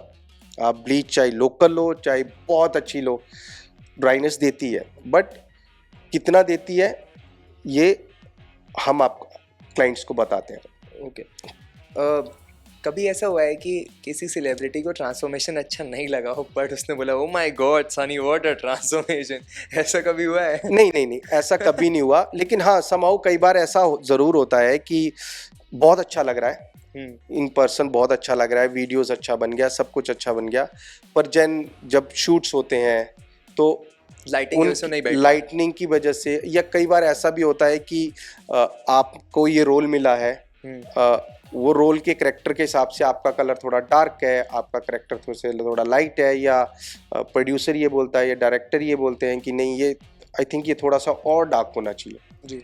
तो दैट्स काइंड ऑफ ऊपर नीचे अनबैलेंस होता है, पर आज तक वैसे अभी हुआ नहीं है, और एक आधी बार अगर हुआ भी है तो वो बाद में नहीं ओके है ठीक है, बाद में एक ने पास कर दिया तो ये होता है, पर मेरा सबसे ज़्यादा हेयर हेल्थ के ऊपर ज़्यादा रहता है, लेकिन क्या करें भाई, पता है क्या है, अब लोग ऐश कलर इतनी डिमांड करते हैं तो सबको ये समझना चाहिए कि ऐश कलर लाना इतना आसान नहीं है। अगर हर कोई ऐश कलर ले आता तो आज सब जगह ऐश कलर चल रहा होता जी। ऐश कलर की मेंटेनेंस बहुत है, वो मैं समझाता भी हूँ, और बहुत एक जैसे वाइट कपड़े होते हैं ना, इनको मेंटेन करना बहुत मुश्किल होता है जी। तो वैसा ही है वो ऐश कलर भी, कि आपको वाइट कपड़ों की तरह या वाइट जो भी आप कलर करा रहे हो उसको मेंटेन करना, उसको हमेशा हेल्दी रखना, it's very important. Okay sir, कोई भी फील्ड हो, चाहे वो एक्टिंग हो, मॉडलिंग हो, क्रिटिसिज्म आता है, लोग बुरा बोलते हैं, कुछ ना कुछ कभी ना कभी आता है एक पॉइंट पे कि कमेंट्स आते हैं, तो क्या कभी आप उससे अपसेट होते हो? क्या कभी आप कोई कमेंट देख के कभी बुरा लगता है कि यार ये क्या लिख रहे हैं, मैं तो अपना मेहनत कर रहा हूँ बट ये लोग गलत लिख रहे हैं, तो क्या कभी वो बुरा लगता है? देखो मैं पहले कभी कमेंट्स नहीं पढ़ता था कि मेरे पास एक्चुअल में इतना टाइम होता ही नहीं था। अब क्या होता है ना कि पहले मैं वीडियो एडिटिंग एंड ऑल ये सब चीज़ें मैं खुद करता था। अब वर्क प्रेशर इतना ज़्यादा है, मुझे याद है मैं जब मेरी जब शादी हुई थी तो मेरी वाइफ भी बोलती है कि क्या वॉशरूम में क्या करते रहते हो तुम है वॉशरूम में वीडियो एडिट करते थे आप? क्या भाई, ऑप्शन नहीं है कहीं पे भी करने का क्या करूं, वो मैं वीडियोस बनाता रहता, वो वीडियो एडिट करके मैं खुद ही बनाता था वीडियोस, क्योंकि उस टाइम पे एडिटर का तो भाई बाद में सिस्टम हुआ, ये कोविड के बाद ज़्यादा एडिटर हुआ स्टार्ट। इससे पहले लोग तो सब खुद ही बनाते थे, जिनको ज़्यादा इंस्टाग्राम पता था, वो कोविड के बाद एकदम इंस्टाग्राम की हाइप थोड़ी और बढ़ी, लेकिन मैं वीडियो एडिटिंग खुद करता था क्योंकि मुझे पता था मुझे कौन सा शॉट लेना है, कौन सा अच्छा है। सो ये सब चीज़ें मैं खुद करता था। अब देखो जब वीडियोस जब वायरल होती है तो वो कहाँ जा रही है, कहाँ नहीं जा रही है, किसके पास गई है, और वो बंदा क्या थिंक कर रहा है उस चीज़ को, बहुत सारे डालते हैं, ये कट तो मैं 20 रुपये में भी कर दूंगा, ये कट मैं 50 रुपये में भी कर दूंगा, इससे अच्छा तो हमारे वो कर देते हैं। तो मेरे को अब फ़र्क नहीं पड़ता है, और मेरे को पहले भी फ़र्क नहीं पड़ता था, क्योंकि वो लोग किस नज़र से देख रहे हैं उसको। देखो आज मैं आपका हेयर कट करता हूँ, ऐसा हेयर कट मैंने किया, आपने 1 महीने बाद सेम हेयर कट किसी छोटे सलोन्स में करा लिया या चाहे बड़े सलोन्स में करा लिया, वट एवर कहीं भी कराया जी, है ना, तो वो बोलेगा यार ये सन्नी ने काटे थे, सेम मैंने भी तो वैसे काट दिए, है ना।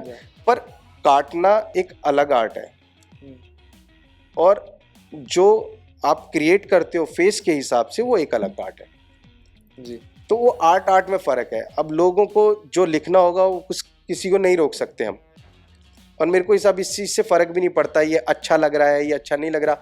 समथिंग अगर मेरा टेस्ट ऐश का नहीं है तो मैं उसको बोलूँगा मेरा नहीं है ऐश का, वो कमेंट डाल देगा नहीं तुम अच्छे नहीं लग रहे हो, क्योंकि मेरा टेस्ट नहीं है ऐश का। अगर मैं ऐश का टेस्ट होगा मेरा तो मैं लिखूँगा अरे यार बहुत अच्छा, मुझे भी ऐसा कराना है। वो बंदा हमेशा येलो में रहता है तो वो उसको ऐश टोन्स तो डेफिनेटली उस पर कमेंट मारेगा। ओवरऑल आपको कमेंट से कोई फर्क नहीं पड़ता? मुझे कोई फर्क नहीं पड़ता, जो पॉजिटिव होता है वो आप निकालते हो। मुझे फर्क पड़ता है कि मैंने जिसका काम किया है क्या वो हैप्पी है, मुझे उससे फर्क पड़ता है। क्या तो मुझे उससे नहीं फर्क पड़ता दुनिया क्या बोल रही है मेरी पीठ पीछे, कोई तारीफ कर रही है बुराई कर रही है, क्योंकि मैं एक ऐसा इंसान हूँ, मुझे ये कमेंट्स और इन चीज़ों से नहीं फ़र्क पड़ता। मुझे फ़र्क पड़ता है कि जो मैं काम कर रहा हूँ मैं एक अच्छा इंसान हूँ, मुझे उससे फ़र्क पड़ता है। मैंने किसी के साथ गलत किया है तो मुझे उससे फ़र्क पड़ता है कि मैंने इसको, तो मैं एक ऐसा इंसान हूँ कि अगर मेरे से गलती से किसी का हेयर ज़्यादा लाइट हो गया या ज़्यादा डार्क हो गया, या इन केस अगर उसको ऐसा फील आया सर नहीं कलर करा पर वो वाला फील नहीं आ रहा मुझे उससे ज़्यादा फर्क पड़ता है, और उस फर्क की वजह से मैं रात को सो नहीं सकता। मेरा माइंड सेट ऐसा हो चुका है। मतलब मेरा अगर किसी के साथ मेरे सैलून में कोई इंसिडेंस ऐसा कभी हो जाए कि या मैं किसी कस्टमर को टाइम नहीं दे पाया, किसी क्लाइंट को प्रॉपर, या वो उठ के बोला सन्नी मैं बाद में आती हूँ, ये कुछ ना, तो वो मैं रात को सो नहीं सकता। मैं अपना 100% देने की कोशिश करता हूँ। बस मैंने वही बोला ना, मेरे हाथ नहीं है इतने कि मैं इतना काम कर पाऊँ, पर मेरी ये आदत हो चुकी है कि मैं सो नहीं सकता, क्योंकि मैं इतना पैशनेट हूँ अपने काम को लेकर। क्या बात है। सर ऐसा, अभी तो आप स्टाइलिस्ट हो, सेलिब्रिटीज़ लोगों का करते हो, क्या मूवीज़ में एज अ स्टाइलिस्ट हम कभी आपको देखेंगे कि किसी मूवी की स्टाइलिंग, हेयर स्टाइलिंग आपने करी हो? सर डेफिनेटली अगर अपॉर्चुनिटी मिलेगी तो मैं 100% करूँगा। ड्रीम बढ़ते रहते हैं, मेरा ये भी ड्रीम है कि मैं कभी करूँगा, लेकिन अभी जिस प्लेटफॉर्म पे प्रेजेंट मैं हूँ उसमें मुझे अभी तक ये जो 15 दिन का है ना, मैं इस वाले प्लेटफॉर्म पे मैं रुका हूँ। मेरी फ्लाइट इन दोनों में रुकी हुई है, आना जाना। क्योंकि मैं ऐसा हो गया है ना कि अगर मुझे कहीं जाना भी हो, इन केस कहीं सडन किसी की हेल्थ ख़राब हो जाए या मेरी भी हेल्थ ख़राब हो जाए, तो मैं ऑफ नहीं ले सकता, मैं छुट्टी नहीं कर सकता। वो क्यों नहीं ले सकता? क्योंकि मुझे पता है कि लोगों ने 2 महीने पहले बुक किया है और कोई फ़्लाइट पकड़ के आया है, और मैं सडन बोल दूं कि नो मैं आज नहीं आ सकता हूँ, तो उस बंदे पे क्या बीतेगी।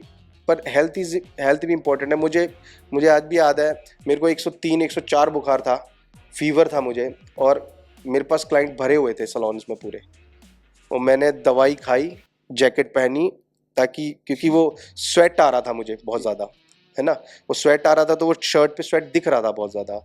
और दिल्ली की बात है, ये सर्दियाँ थी उस टाइम पे, तो जैकेट ली मैंने और जैकेट पहनी और पूरा काम करता रहा, फीवर में काम करता रहा। जब थोड़ा सा रिलैक्स हुआ, जब मैंने जैकेट खोली ना अपनी, तो ऐसा लग रहा था जैसे किसी ने बाल्टी फेंक दी हो पानी की। उस फीवर में भी काम किया है, तो मैं इस चीज़ को ज़्यादा रहता हूँ काम को लेके। लेकिन हाँ, ये ज़रूर है कि इतना वेटिंग की वजह से मैं वो टाइम फैमिली में भी थोड़ा कम दे पाता हूँ, और कहीं मुझे ट्रैवल करना हो, अभी मेरे प्लानिंग में है 5-6 और जगह जाने का, वो भी थोड़े स्टक हो रखे हैं उसी वजह से कि आपका शेड्यूल इतना टाइट है। शेड्यूल इतना टाइट है, और वो जहाँ पे मैं जा रहा हूँ वो जगह भी ऐसी है कि वहाँ पे टाइम लेने के लिए भी मेरी तरह ही 2-2 4-4 महीना वेटिंग लेना पड़ता है।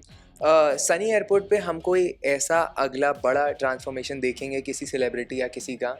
कोई आ रहा है अपकमिंग जो आप रिवील करना चाहते हो मेरे चैनल पे? कोई ऐसा अपकमिंग बड़ा नाम जिसका हम ट्रांसफॉर्मेशन देखेंगे? नहीं देखो भाई, मेरे को इतना सीक्रेट रखोगे आप? नहीं, सीक्रेट नहीं, मेरे पास इतना आइडिया नहीं है। देखो, मैं यहाँ पे बेशक बहुत सारे बॉलीवुड के लोग बैठे हुए हैं, बहुत बड़े बॉलीवुड हेयर स्टाइलिस्ट बैठे हुए हैं। मेरा कभी ऐसा नहीं है कि मेरे पास वो आ जाए, मेरे पास वो आ जाए। लेकिन हाँ, जिसको अगर सनी एयरपोर्ट का काम पसंद है, जो एक चाहता है कि यार चलो एक मेकओवर सनी एयरपोर्ट से, तो मैं उसको अपना 100% देता हूँ। कि अभी तक तो मेरे पास ऐसा कोई है नहीं कि मैं सोचूं कि कौन आ रहा है मेरे पास इतना बड़ा स्टाइलिस्ट, लेकिन डेफिनेटली दिल से मेरी ये है कि हाँ, आए ज़रूर, मोस्ट वेलकम। मैं अपना कुछ क्रिएटिव दे सकूँ उन लोगों को। कोई ऐसा नाम है जो आप लेना चाहोगे कि इसका ट्रांसफॉर्मेशन आपको करना है, ये मेरा ड्रीम है? कोई ऐसा नाम? कोई आपका dream celebrity, dream cricketer, dream influencer कि हाँ, इनके साथ इनका ट्रांसफॉर्मेशन मुझे करना है? देखो, पहले जब दिल्ली में था ना, तब मैं इन्फ्लुएंसर थे, तब मैं सोचता था कि यार इनका ट्रांसफॉर्मेशन मुझे करना है। क्योंकि क्या होता है ना, मैं इन पर्सन जब कभी देखता हूँ किसी का वीडियोस में, इसके बाल लग रहे हैं अच्छे, बट मैं थोड़ा डिफरेंट कर सकता हूँ। अब मैं किसी पर्टिकुलर बंदे के आर्ट की नहीं बुराई कर रहा हूँ, पर मैं एनालाइज कर रहा हूँ, क्योंकि मेरे को ना फेस रीड थोड़ा सा रहता है कि मेरे को यार मुझे इसके अंदर, तो मैंने एक टाइम पे करे थे दिल्ली में भी, तो मैं खुद डाल देता था मुझे आपका ट्रांसफॉर्मेशन करना है। वो नॉट अ थिंग कि मैं किसी के बारे में ऐसा बोल रहा हूँ कि तुमने गलत किया है, नहीं, पर मुझे लगता था कि यार ये बंदा ऐसी लुक में रहता है, मैं इससे बेहतर कर सकता था थोड़ा। हाँ, तो मैं थोड़ा सा इसको अलग लेवल पे लेके आना चाहता हूँ। तो वो मूवीज में हो चाहे नॉर्मल हो, मेरा है ऐसे ड्रीम बहुत सारे लोग, पर मैं भी बताना नहीं चाहता। अच्छा। सनी एयरपोर्ट, अगर किसी को सनी एयरपोर्ट पे आना है तो बुकिंग कैसे हो सकती है, एक बार आप बताना चाहें तो? बुकिंग देखो, मेरा पूरी टीम है वहाँ पे दिल्ली में, एक प्रॉपर सेटअप है हमारा टीम का वहाँ पे। अब नंबर्स दिए गए हुए हैं, स्कूल का अलग है, दिल्ली का अलग है, मुंबई का अलग है, विद मेरे साथ भी है, मेरी टीम के साथ भी है। आज जब मैंने स्टार्ट किया था तो मेरी टीम में बस हम 5-6 लोग थे, आज 100+ हो गए इन जी 5 साल के अंदर। सो टीम भी बहुत अच्छी है, बहुत मेहनती है और पैशनेट है, और उनको एक एक चीज़ सिखा सिखा के बनाई है मैंने। सो आज मुझे बहुत बहुत ज़्यादा अच्छा लगता है कि जब मैं काम करता हूँ और वही चीज़ डिलीवर मेरे लोग करते हैं, तो मुझे भेजते भी हैं फ़ोटोज़ या उनकी वीडियोज़ मैं अपने सनी एयरपोर्ट सलोन वाले पेज में देखता हूँ, तो मुझे लगता है कि यार अब मैंने लोग बना दिए। तो वो जो बनाए हैं ना, मुझे उसकी अपने मुझे दुख खाली देखो एक चीज़ का होता है कि जब आप काम कर रहे हो, मैं अपने टीम को लेके बहुत वो रहता हूँ कि हैपनिंग रहे हमारी टीम में, हमेशा खुशी खुशी रहे, कभी किसी चीज़ को कोई किसी चीज़ की प्रॉब्लम ना हो, चाहे वो फाइनेंशियली हो, चाहे वो उनकी फैमिली को लेके हो या वट काम को लेके हो। जी पर हमारा शेड्यूल इतना टाइट रहता है कि हम साल में एक आधी बार 2 बार हम कहीं निकलते हैं एक साथ बाहर सारे।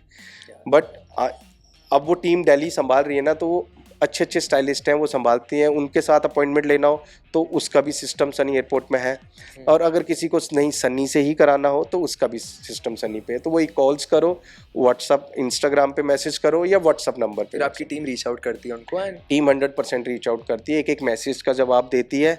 ऐसा नहीं है कि कोई ऐसे पूछता है ना कई बार कि मेरा एयरफॉल हो रहा तो मैं क्या करूँ, तो अब बंदा किसी बिना एनालाइज के कैसे बता देगा क्या जी करूं? जी तो कई चीज़ें ऐसी होती है जहां हमें स्किप भी करना पड़ता है कि अब क्या क्या इसमें आपकी बताएं, expertise गलत नहीं है। इन्फॉर्मेशन नहीं दे सकते हम। हाँ, जी सो बस वो टीम हमारी पूरी सोशल मीडिया की स्ट्रांग है हमारी, और वो सारी चीज़ें परफेक्ट वे और प्रोफेशनल वे में है। ओके। सो मेरा लास्ट क्वेश्चन ये रहेगा कि सनी सर तो सबकी स्टाइलिंग करते हैं, बट सनी सर की कौन स्टाइलिंग करता है? सनी सर का हेयर कट कौन करता है?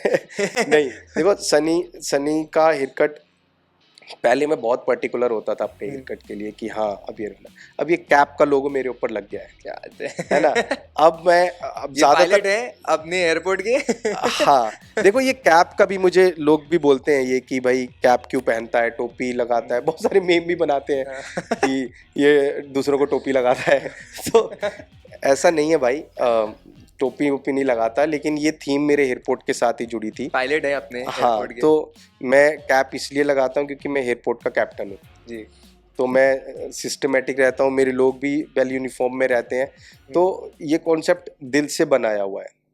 अब वो कैप कई बार मैं नहीं पहनता हूँ क्योंकि इतना हैवीनेस नहीं हो पाता कई बार ना, of course. मैं इतना यूज टू नहीं हूँ कैप का इतना, बट हाँ मैं हमेशा कैप वीडियोस में हमेशा पहनता हूँ, कभी रैंडम सलॉन्स में हूँ तो बिना कैप के भी रहता हूँ। क्या बात है। ठीक है, तो थोड़ा अर्ली लाइफ के बारे में बताइए कि क्या शादी कब हुई, कौन है आपकी टीम में, कितने भाई बहन है, थोड़ा सा एक व्यू देना चाहता हूँ। देखो, शादी हुई मेरी, शादी के बाद थोड़ा सा लाइफस्टाइल भी चेंज हो, क्योंकि बैचलर का लाइफस्टाइल आप बैचलर हो ना। नाम सुन रही हैं? नहीं, आप बैचलर हो ना, जी, जी, जी। सो आपको पता है लाइफस्टाइल कैसा होता है। तो हम भी ऐसे ही थे, लड़के, हम तीनों भाई, हम तो ना ऐसे ही थे। तो शादी के बाद बहुत सारी चेंजेस आती हैं। आप 3 भाई 2 बहन हो? हाँ, 3 भाई दो और 2 बहन है मेरी। बहनें क्या करती हैं आपकी? मेरी जो बड़ी वाली सिस्टर है वो जापानीज सी फूड का है, उसका बिजनेस Okay, अपना खुद okay. का, तो वो दिल्ली एंड जापान दोनों देखती है, जापान में भी है उसका। जी। और जो मेरे से छोटी वाली सिस्टर है वो कनाडा में है, वो फैशन डिज़ाइनर है। फैशन हाँ, फैशन डिज़ाइनर है वो। और तो आपके दोनों भाई इसमें लगे? दोनों हम पांचों अब सेट हो गए हैं जी पर बस वही है कि और मेरी फिर शादी हुई थी। जी शादी होने के बाद मेरी वाइफ बहुत सपोर्टिव है, मतलब वो मेरे से आगे है, मतलब कहने का मतलब मेरे से हमेशा आगे ही रहती है, दिमाग बहुत तेज है उसका। तो वो बहुत प्रमोट भी करती है मुझे भी, और हमेशा नए नए आइडियाज़, क्योंकि उसको पता है कि मैं फ्लोर पे रहता हूँ, मेरा दिमाग वहीं रहे तो ज़्यादा बेटर है। मेरी पीठ पीछे क्या हो रहा है मुझे नहीं पता लगना चाहिए जी। तो वो सपोर्ट होना बहुत ज़रूरी है। बैक सपोर्ट पूरा है। राइट, क्योंकि क्या होता है ना कि आप किसी भी क्लाइंट का काम कर रहे हो, अगर आप काम कर रहे हो और आपका दिमाग 6 जगह पे चल रहा है पीछे कि आज उसने ऐसा किया, आज घर में ये प्रॉब्लम है, आज क्लाइंट के साथ ये प्रॉब्लम है, या आज क्लाइंट आया नहीं है, या अपॉइंटमेंट्स को लेके, या वट एवर फाइनेंशियली हो, कुछ भी चीज़ हो, तो आप क्लाइंट को वो काम नहीं दे पाते जी। पैशनेट हो गए। तो आपका हमारा अपना गोल है हम दोनों का, मेरा काम फोकस काम पे जो जिसमें मेरा आर्ट है, मेरी वाइफ का काम कि वो पीछे से वो सारी चीज़ें मैनेज करें जो मेरे मतलब की नहीं है। मैं कभी नहीं बोलता हूँ कि फाइनेंशियल आज क्या काम हुआ, आज का क्या सेल हुआ, आज का क्या हुआ, नहीं। तो फाइनेंशियली पूरा वो हैंडल करते हैं, वो पूरा सब उनके वो सब हैंडल करती है वो, और मैं आंख बंद करता हूँ, मेरे को ज़रूरत नहीं पड़ती, मैं कभी भी नहीं देखता मेरे अकाउंट में पैसे हैं या नहीं है। क्या बात मैं उसे बोलता हूँ यार मेरे को सैलरी दे दिया करो तुम लोग। क्या करने, तुम्हें कहाँ खर्च करने हैं पैसे, और मेरा खर्चा भी नहीं है भाई कुछ भी, मैं ना सारा खर्चा मैं इन्हीं चीज़ों पे लगा देता हूँ। अब मुझे पता है कि यहाँ पे इंडिया जैसी अपनी जगह पे बहुत सारे ब्रांड्स आते हैं, बाहर से अच्छे अच्छे ब्रांड्स आते हैं, लेकिन हमेशा उसको कैरी फॉरवर्ड नहीं रखता कोई बंदा जी। लंबे टाइम तक नहीं टिकते हैं। और मेरा काम है कि मैं लोगों को अच्छी चीज़ें डिलीवर करूं, तो मैं कई बार स्टॉक अपना स्टॉक बाहर से भी ना मैं एक्सेस ले आता हूं, किस लिए कि यहाँ पे कमी ना रहे किसी चीज़ की। मुझे पता है मेरा शिपमेंट 2-2 महीने बाद आता है, 3-3 महीने बाद आता है, अब 3 महीने में मैं अपना काम नहीं रोक सकता ना, इसलिए मैं अच्छे से अच्छे प्रोडक्ट्स, बल्कि और भी बहुत सारी चीज़ें हैं, मतलब आने वाले टाइम में ये इन प्लान्ड है, मतलब सारी चीज़ें कि मैं अपने हेयर जो चल रहा है अभी मार्केट में मेरा बाहर, सो अपने हेयर, इंडियन हेयर के अकॉर्डिंगली मैं अपने खुद का ब्रांड बनाऊं, ये मेरा ड्रीम है और ये सक्सेस भी करके रहूँगा मैं, कि मैं अपना खुद का ब्रांड बनाऊं जो स्पेशलाइज इन एशियन हेयर। क्या बात है। क्योंकि हम बाहर से लेके आते हैं कलर्स जो भी है वो एक यूरोपियन हेयर के हिसाब से बनी है सब चीज़ें जी। उनके हेयर और हमारे हेयर में बहुत फ़र्क है, ठीक है। बट जैसे मैंने आपको बोला कि मैं डिफरेंट कंट्रीज़ गया हूँ, हर कंट्रीज़ के डिफरेंट हेयर भी होते हैं, और मैं बहुत सारे यहाँ से अपने इंडियन हेयर के हेयर भी लेके गया हूँ सैम्पल्स के लिए, जहाँ पे मैंने दिए हैं कि मुझे इन बालों को कैसे ठीक करना है और इन बालों को कैसे हेल्दी बनाना है। तो वो सारी चीज़ें, सब कुछ कंस्ट्रक्शन चल रहा है उनका, वो मेरा एक एयरपोर्ट अलग तैयार हो रहा है। ओके। तो जैसे आपने बताया था कि कुछ टाइम पहले कि 4-5 साल ही आप अपने पापा के साथ बिता पाए, तो जब पापा नहीं थे तो माहौल कैसा हुआ, सारी रिस्पॉन्सिबिलिटीज़, क्योंकि आप एक आ जाता है ना बड़े भाई के ऊपर पूरा प्रेशर आ जाता है फैमिली का। हाँ वो टाइम बहुत, वो लाइफ का बहुत स्ट्रगलिंग टाइम था, बिकॉज जब पापा गए थे तो मैं मेरे ख्याल से 23 साल का हूँगा, है ना, और 17 साल में तो मैं आया ही था। 23 साल में मतलब अब कमाने घुसे ही थे? हाँ, अभी घुसा ही था मैं। तो मतलब उस टाइम पे मेरी जर्नी, मतलब मेरा वो टाइम था, मेरा उठने वाला टाइम था जी, कि जहाँ पे मुझे लोग धीरे धीरे जानना स्टार्ट हो जाए, वो वैसा वाला टाइम था। और फादर गए तो 2012 में थे, लेकिन तबीयत उनकी 2010 से खराब हो गई थी। तो आप समझ रहे हो, 2006 में मैं आया था, और 4 साल जो उनके साथ रहा टाइम मेरा, वो वही टाइम रहा सुबह शाम वाला। वो भी मेरी तरह थे, ऑफ नहीं करना, और आदत भी मुझे उन्हीं से पड़ी। जब पापा ऑफ नहीं करते तो मैं क्यों करूं, और मैं अपना क्यों टाइम वेस्ट करूं बाहर जाके।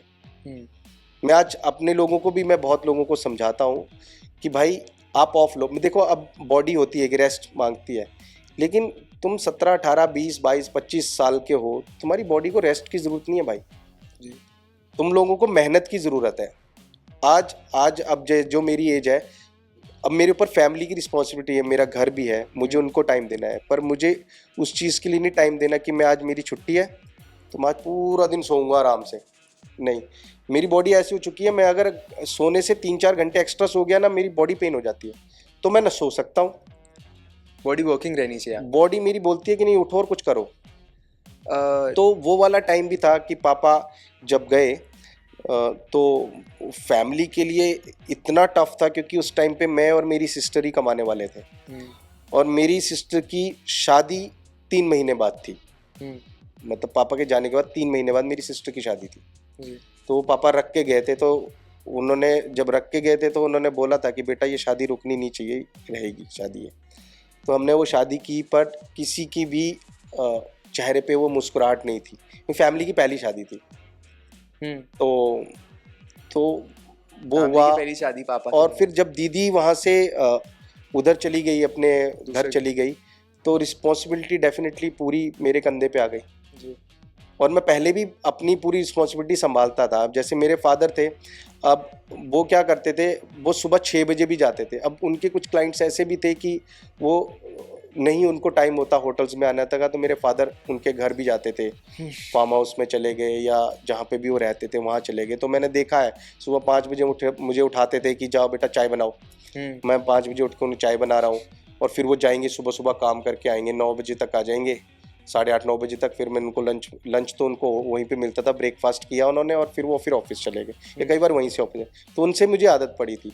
तो जब फादर जब चले गए ना, तो उनका जितना भी क्लाइंटेज था, तो उनको भी मैंने रीच आउट किया, पर मुझे नहीं पता था कि कौन कौन है, ओके कौन कौन थे। 2-4 रैंडम, जब मेरे को पता रहता था कि पापा मैं इसके पास जाता हूँ, तो मैंने उनको फिर कॉल्स किए जी कि मैं ऐसे वर्मा जी का लड़का हूँ, आपको कभी भी कुछ हेयर कट कराना हो तो मैं अब आगे से मैं स्टार्ट करूँगा।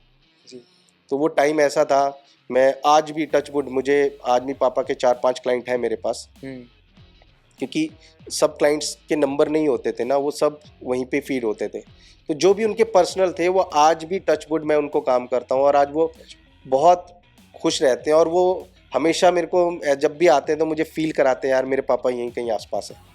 तो मुझे ऐसा फील होता है उनको देख के ना, क्योंकि वो पापा को मेरे से ज़्यादा वो लोग जानते हैं। मैं इतना रहा तो हूँ नहीं पापा के साथ, तो वो मुझे अच्छा फील कराते हैं। बस थोड़ा सा ड्रीम में बस यही चीज़ रह गई मेरे से, 2-4 चीज़ें कि मैं चाहता था कि जब मैं अपना सैलून ओपन करूं तो मेन काउंटर पे मेरे फादर रहें, वो देखें। मैंने उनको बहुत बार बोला कि पापा अब आप हिमाचल चले जाओ, मैं संभाल लूँगा। वो कहते थे बेटा अभी तू छोटा है, तुझे दुनिया नहीं पता इतनी। पर वो चले गए, फिर रिस्पॉन्सिबिलिटी और बढ़ गई। पर अपने आप को कभी ऐसा फील नहीं कराया मैंने, या अपनी फैमिली को कभी ऐसा फील नहीं कराया, फाइनेंशियली हो या किसी भी चीज़ में, कि मम्मी अब मेरे पास पैसे नहीं है या कुछ नहीं है। मैंने हमेशा एक टारगेट रखा, कमाया, और जैसे पापा ने बनाया था वही सिस्टम मैंने बनाया। जो उनका घर था, आज हिमाचल में हमारा घर जो है, जो भी कच्चा मकान था उसको हमने पक्का बनाया पूरा। बहुत अच्छा घर बनाया। ऐसा फील आता है हमें कभी कभी, यार हम महल में रहते हैं, ऐसा फील आता है। वहाँ पे सड़क थी, खुद सड़क पहुँचवाई वहाँ तक। मैंने जैसे पहले भी बोला कि एक साइकिल नहीं आती थी स्कूल के टाइम पे, उस जगह पे आज हमने अपनी खुद की गाड़ी रेंज रोवर खड़ी कर दी। तो वो ड्रीम बन चुका मेरा। अब मैं गाड़ी इतनी नहीं चलाता हूँ, मैं इतना शौकीन नहीं हूँ, बट ये ड्रीम था मेरा कि मैं ये चीज़ करके दिखाऊंगा, और वो मैंने पूरी की। जैसे अभी आप इससे थोड़ी देर पहले आप बोटॉक्स की बात कर रहे थे, तो हेल्दी ईयर के लिए क्या सही है, बोटॉक्स की ब्लो ड्राई, क्या क्या क्या कराना चाहिए आपको, आप क्या सजेस्ट करते हो? देखो, अगर किसी का हेयर बहुत ज़्यादा फ्रिजी रहता है, किसी का बहुत ज़्यादा वॉल्यूम है, तो इन चीज़ों के लिए प्रोडक्ट्स बने हुए हैं। ओके आप उसको उन्हीं प्रोडक्ट्स के हिसाब से स्क्रंच करो, या कर्ली या वेवी वे में रखो, ठीक है। देखो, वो सबको पता है कि ये वाला बाल उनका गॉड गिफ्टेड है जी, ठीक है। आप ये आर्टिफिशियल चीज़ें, देखो केराटिन ऐसा नहीं है, हमारा हेयर भी केराटिन से बनता है, ठीक है। केराटिन पहले के टाइम पे मैं प्रेफर करता था कि वो ज़्यादा बेटर था। अब मार्केट में अभी भी केराटिन कुछ अच्छे हैं, पर कुछ इतने ज़्यादा आ चुके हैं ना। मैंने लोगों के बाल देखे हैं, मतलब मैं जब कलर करता हूँ तो मैंने लिटरली देखा कि यार तुम लोगों ने क्या किया, मैं किसको क्या बोलूँ। मैं मुंबई में हूँ अभी, तो मैं यहाँ के हेयर और दिल्ली के हेयर एनालाइज करता हूँ, है ना।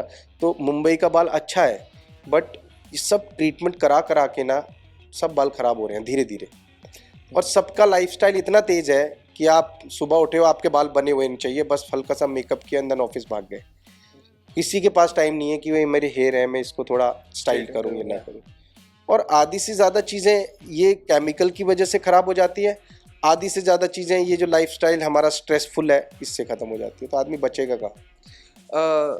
मुझे ये पूछना था आपसे कि ऐसा क्या है जो सनी एयरपोर्ट देता है और बाकी स्टाइलिस्ट नहीं दे सकते, ऐसा क्या यूएसपी है आपका, मेरा बताना चाहता हूँ। देखो, मैं क्यों सनी एयरपोर्ट को चुनूँ? सनी एयरपोर्ट, जैसे मैं हूँ, अब मैं सब सनी एयरपोर्ट की पहली सीढ़ी मेरे से स्टार्ट होती है। तो मैंने जो ये स्टार्ट किया हुआ है ना, अब हर कोई बंदा अपने दिल से, चाहे वो बिजनेसमैन हो चाहे वो आर्टिस्ट हो, जो भी काम करता हूँ, मैं ये मानता हूँ कि आप जब तक किसी चीज़ को दिल से ना काम करो, मैंने देखा है हर चीज़ें यार। मतलब मेरे को अगर कोई बोल देना कि रात के 12 बजे तक भी काम कर रहा हूँ ना मैं, तो एंड तक मैं बैठूंगा नहीं कि यार चलो हो गया, इसको जाने दो, पैसे मिल गए, बात खत्म हो गई। नहीं, मैं पैशनेट बहुत हूँ अपने काम को लेके, और इसी पैशन ने मुझे यहाँ तक पहुँचाया। दूसरा, मैं प्रोडक्ट क्वालिटी से कभी भी कॉम्प्रोमाइज़ नहीं करता। जो मेरी स्पेशलाइजेशंस हैं, मेरी एजुकेशंस, जी जो मैं वर्ल्ड वाइड इतनी जगह गया हूँ, मैं वहाँ से जो भी लर्न करके आया हूँ या अर्न करके आया हूँ, मैं वो सब चीज़ें अपने लोगों को भी डिलीवर करता हूँ और उनको भी यही सिखाता हूँ कि भाई नई नई आइडियाज़, क्रिएटिव, फेस रीडिंग, क्या चीज़ अच्छी लगेगी, लाइफस्टाइल कैसा है, ये मैं सबसे थोड़ा हटके रहने की कोशिश करता हूँ। तो मेरा कंपैरिजन किसी भी सलोन्स के साथ नहीं है कि यार मैं बेस्ट हूँ, वो बेस्ट नहीं है। बट मेरा हमेशा ये रहता है कि अपने आप को हमेशा सबसे आगे रखो, अपने आप की सबसे ज़्यादा एजुकेशन रखो। मेरे पास कई बार होता है कि मेरे पास अपॉइंटमेंट्स हैं, मेरे पास मान लो 10 अपॉइंटमेंट्स हैं, जिसमें से 6-7 का कलर नहीं हो सकता या उनका बाल उस लेवल पे नहीं है कि मैं कुछ करूं, मैं अपॉइंटमेंट कैंसिल कर देता हूं। मैं कभी मनी मेकिंग वाला प्रोसेस नहीं करता हूं कि नहीं आप कराओ। राइट एजुकेशन देता हूं, अगर उनको वो अच्छी लगती है तो वो चीज़ कराओ, नहीं अच्छी लगती है तो मैं बोलता हूँ मैम आप रहने दो, आप अभी मत कराओ, 6 महीने बाद कराओ, साल में कराओ। जी, तो मैं अपनी वो एजुकेशन बांटता हूँ। जो ऑनेस्ट रिव्यू आप दे देते जो ऑनेस्ट रिव्यू है, अगर वो क्लाइंट्स को अच्छा लगता है तो डेफिनेटली वो साल भर भी वेट करते हैं। मैंने देखे हैं अपने सारे बहुत क्लाइंट। मैं सनी तुम्हारे पास साल पहले आई थी, तुमने मेरे को कलर के लिए मना किया था और तुमने मुझे बोला था ये करना, और मैं अपनी जगह पे ये कर रही हूँ, अब बताओ मेरे बालों में क्या हो सकता है। तो वहाँ पे मुझे वो फील आता है कि यार मैं ये लोगों से हटके करता हूँ। क्या बात है। Hello Sunny sir, will be asking you some rapid fire questions. One celebrity whose hair you really want to transform. मैं अगर करता हूँ तो मेरा मन है मोदी जी का करने के लिए। मेरे लिए वो सेलिब्रिटी है। एक हेयर ट्रेंड जो आपको अच्छा लगता है और एक हेयर ट्रेंड जो आपको खराब लगता है। मेरे को हेयर ट्रेंड जो ज़्यादा करता है, सूट करता है, वो ज़्यादातर कूल टोन्स वाले कलर्स। ओके और जो खराब लगता है, जिनके बालों में बहुत ज़्यादा ऑरेंज हो। ओके, अगर सनी हेयर स्टाइलिस्ट नहीं होते तो सनी क्या होते? मैं क्रिकेटर होता 101%। क्या बात है। कलर और हेयर कट आपका पर्सनल फेवरेट क्या है? देखो मेरे वैसे पर्सनली दोनों हैं, क्योंकि दोनों से ही मेन ट्रांसफॉर्मेशन बनता है। ओके सो इन दोनों में से मैं ऐसा कुछ नहीं बोलूँगा, लेकिन हाँ कलर कट के बिना नहीं रह सकता, कट कलर के बिना नहीं रह सकता। ये स्पेशलाइज लेडीज़ में है, मेंस में तो कट ही डेफिनेटली, लेकिन लेडीज़ में ये होता है कट कलर के बिना नहीं रह सकता, कलर कट के बिना नहीं रह सकता। क्या बात है। एक हेयर स्टाइलिस्ट जिससे आप बहुत इंस्पायर होते हो। एक हेयर स्टाइलिस्ट मेरे फादर ही हैं, उनसे ज़्यादा इंस्पायर मैं आज तक किसी से नहीं हुआ, क्योंकि उन्होंने मेरे को एक रास्ता दिखाया और इंस्पिरेशन उसी से मिलती है जो आपका रियल गुरु हो। क्या बात है। आपका हिडन टैलेंट कोई है? मेरा हिडन टैलेंट है, मैं बहुत एडवेंचर हूँ। ओके मुझे एडवेंचर बहुत पसंद है, लेकिन टाइम शॉर्टेज की वजह से वो मेरा रह जाता है। वरना मैं बहुत एडवेंचर पर्सन हूँ, वहाँ से छलांग लगा दूंगा, वहाँ से चला दूंगा, ऐसे उल्टा जंप करना, स्विमिंग करना, क्रिकेट खेलना, ये बहुत पसंद है मुझे। बट बिजी शेड्यूल की वजह से सब नहीं हो पाता। कुशा कपिला, अपूर्वा, अश्नूर कौर, इनको रेट करिए according to the hair style. Kusha 10 of 10 है। ओके देखो वो बहुत पर्टिकुलर है। मतलब मैंने कुशा को देखा है, जब हमने एक साथ ही जर्नी स्टार्ट की थी। इन्फ्लुएंसर की कुशा मैम ने की थी और मैंने हेयर वाली जर्नी स्टार्ट की थी। तो कुशा मैम की मैंने जर्नी बहुत देखी थी, उनका लाइफस्टाइल भी मैंने देखा। आज बहुत प्राउड फील होता है कि कुशा मैम बहुत वहाँ पहुंची है। तो मैं पूरे के पूरे नंबर में कुशा मैम टॉप पे। अब मेरा कंपैरिजन नहीं है भाई प्लीज। बट देखो अशनूर मैम से मैं अभी एक बार ही मिला हूँ, और आपने दूसरा अपूर्वा मैम का बताया, उनसे भी मैं फर्स्ट टाइम ही मिला हूँ। बट कंपैरिजन तब किया जाता है जब आप किसी से रेगुलर बेस पे मिल रहे हो, तब पता लगे हाँ ये बंदा पहले टाइम पे कैसा था, सेकंड टाइम पे कैसा है। कुशा मैम अब तक मेरे पास 100 टाइम आ चुकी हैं, तो मैंने उनका लाइफस्टाइल देखा है और वो बॉन्ड बैठ गया आपका उनके साथ, बेस्ट है। Describe yourself in 3 words. Hard work, dream and achieve. क्या बात है। मैं आपको एक वीडियोस दिखाऊंगा एंड आपको मुझे उससे रिलेटेड एक फेवरेट मेमोरी बतानी। ये वीडियो हाँ मैं ऑडियंस को भी दिखा दूँ वीडियो। हाँ कुशा मैम की ना जी। ये इस टाइम पे कुशा मैम का मैंने मेकओवर किया था। ओके। मुझे इस वीडियो में वो कुशा मैम से हमने लास्ट में पूछा था वो मुझे याद है कि कुशा मैम कैसा लगा आपको लुक, तो उन्होंने कुछ वर्ड बोले थे मुझे उस टाइम, उनका वो बहुत ट्रेंड में था, बिल्ली बिल्ली मौसी वाला कुछ डायलॉग। जी जी जी। अच्छा कह रहा मक्खन की तरह कर दिया बाल, या शहद टपक रहा है मेरे बालों से। तो वो ऐसा ऐसे थे कि वो जो भी बोलती थी ना वो उसमें कुछ ऐसा लगता था कि यार ये मतलब बहुत अच्छी वे में बोला, मतलब उनमें ना कॉमेडी मुझे ज़्यादा अच्छा फील कराती थी जी। इस वीडियो में क्या है कि जो ये म्यूज़िक था ना, जी। ये म्यूज़िक मैंने एक ट्रेंड सेट किया था। इस म्यूज़िक का क्या था कि मेरी सारी वीडियोस में एक ही म्यूज़िक होता था जी। ये बाद में म्यूज़िक अलग अलग बनना स्टार्ट हुए, बट एक ही ट्रेंड रहता था, ताकि वो म्यूज़िक इसलिए रखा कहीं पे भी कोई वीडियोस, और मुझे क्लाइंट भी बोलते थे कि यार जब तुम्हारी वीडियोस आती थी जैसे कि म्यूज़िक बजेगा ये तो दूर से पता चल जाता कोई सनी एयरपोर्ट की वीडियो देख रहा है। अरे तो ये ट्रेंड मैंने 4-5 साल तक मेरे ख्याल से मैंने कंटिन्यू रखा था। सेम वीडियो मतलब सेम सॉन्ग आप अपलोड करते थे वीडियो? सेम गाना सेम वीडियोस, मतलब वीडियोस तो डिफरेंट होती थी पर गाना हमेशा एक ही रहता था। क्या ये सूर्य सर का ये इनका ट्रांसफॉर्मेशन तो मेरा पर्सनल फेवरेट है, आप कुछ बताना। सूर्या सर को मैम लेके आए थे, उनकी वाइफ मैम देवीशा मैम जो है ना जी। वो लेके आए थे। मैंने मैम का हेयर कट किया था तो, और उन्होंने ही सूर्य सर को रिकमेंड किया था, तो उन्होंने मुझे बोला था कि चलो सनी, सूर्य सर जा रहे थे एशिया कप के लिए, तो उनसे 2 दिन पहले ही उन्होंने बोला, तो मैंने बोला मैम मैं एक्साइटेड था, मैंने डेफिनेटली करूँगा। तो मैंने वीडियोस में भी बताया था, मैंने लड़कों को ज़्यादा कुछ नहीं चाहिए होता है, स्पेशली स्पोर्ट्स पर्सन को वो ज़्यादातर प्रेफर करते हैं कि थोड़ा खुली हवा रहे, तो शॉर्ट ही प्रेफर करते हैं। और सूर्य सर का लाइफस्टाइल भी ऐसा है, मैंने हमेशा इनको शॉर्ट में देखा, इससे पहले उनके थोड़े लॉन्ग हेयर रहते थे। बट ये जो वीडियो था ना, ये वीडियो जो मैंने बनाया था इसका इनका नेचुरल कलर रखा था, कट करा था, बट इसमें मैंने कोई स्टाइलिंग नहीं की थी। मैंने सूर्य सर से बोला था, मैंने सर कुछ वैक्स अप्लाई करूं? कह रहे यार सनी भाई सोना ही है घर जाके, और रात के उस टाइम आई थिंक 11:30 कुछ हो रहे थे, तो मैंने ऐसे ड्रायर से सुखा के रैंडम एक वीडियो बना दिया मैंने जी। बट वो वीडियो इतना वायरल हो गया और मैं बाद में रियलाइज करा, मैंने यार मेरे को वैक्स करके एक अच्छा सा स्टाइल बनाना था, प्रॉपर फंकी लुक देके थोड़ा सा क्रिएट करना था। बट सूर्य सर इतने स्वीट है भाई, वो टचवुड एशिया कप जीत के भी आए और अपने आप को बड़ा प्राउड फील है। मेरे को क्या, मेरे हिमाचल में सबको यार सनी भाई तुमने इनका कट किया, तो वो बड़ा अच्छा मोमेंट है, बहुत प्राउड फील होता है। उस वीडियो पे 4.9 मिलियन लाइक्स हैं। हाँ वो 100 मिलियन तक पहुंचने वाली है वीडियो व्यूज में ना, तो स्पेशल थैंक्स टू मैम, और सर तो है ही अच्छे। ये मेरी डॉटर का है। ये मेरी डॉटर का है, इसका फर्स्ट हेयर कट मैंने ही किया। वो जो बैठी थी, वैसे तो आप पता है बच्चे कभी बैठते नहीं है, तो उसको मैंने गोद में उठाया, पापा पापा कर रही थी, and then I start clip पर, और उसने खुशी खुशी हेयर कट करा लिया।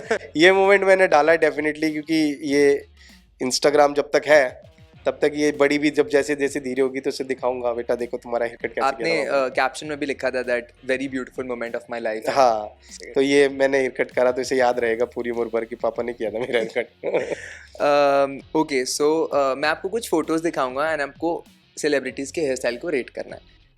पहला कितना देंगे आउट ऑफ 10? देखो इसमें ये सेलिब्रिटी स्टाइलिस्ट है ना जी, जिन्होंने भी इनका हेयर कट किया, मैं 10 ऑफ 10 ही दूंगा, बिकॉज वो उनका विजन है, उनके विजन में उन्होंने क्या क्रिएट किया है। उनकी नज़रों में 10 ऑफ 10 है और मेरी नज़रों में भी 10 ऑफ 10 है। सो ऐसा नहीं है कि मैं इसमें कुछ वो दिखाऊं ये गलत है वो गलत है, नहीं, ये आर्टिस्टिक काम है। आर्टिस्टिक काम जिस बंदे ने मेहनत की है ना जी, वो उसके काम में अगर मैं बोलूँ कि ये मैं इसको 1 नंबर दूंगा 2 नंबर दूंगा, तो मैं आके अपने आप को बड़ा दिखा रहा हूँ? नहीं, उसका काम 10 ऑफ 10 है, मेरी नज़रों में भी 10 ऑफ 10 है जी। अगर मेरे पास अगर इन पर्सन ये आते हैं तो मैं कोशिश करूंगा कि मैं जैसा वो काम है मैं उसी काम को अपने हिसाब से कुछ डिफरेंट करके दूं। वो उसकी नज़रों में 10 ऑफ 10 है, मेरी नज़रों में भी 10 ऑफ 10 है। जब मैं अपने पे काम करूंगा तो मैं अपनी नज़रों में भी 10 ऑफ करके दूं ना, मैं दूसरे के काम को कैसे बोलूं? ये बेस्ट है। देखो विराट कोहली सर का तो हेयर कट फेड कर दो, लॉन्ग कर दो, कुछ भी कर दो।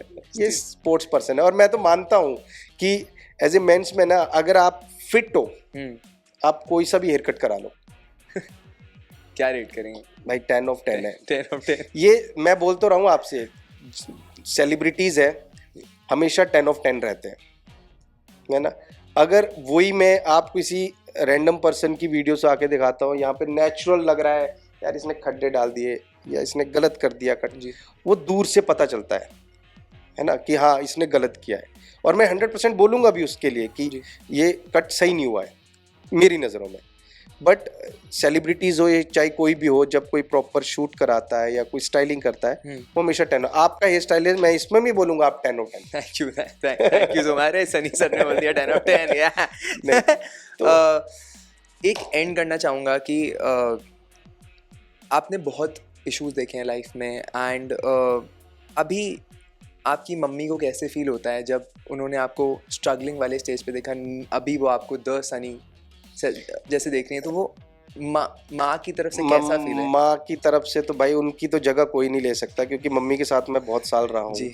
वो बहुत हार्ड वर्किंग है, और वो हिमाचल में जब जहाँ रहती हैं, जहाँ हम रहते हैं, उन्होंने अकेली लेडी ने पूरा घर संभाल के रखा, संजो के रखा, पूरी हमारी खेती जो है उसको प्रॉपर मेंटेन करके रखा। मतलब उनके जितनी हार्ड लेडी मैंने आज तक लाइफ में नहीं देखी।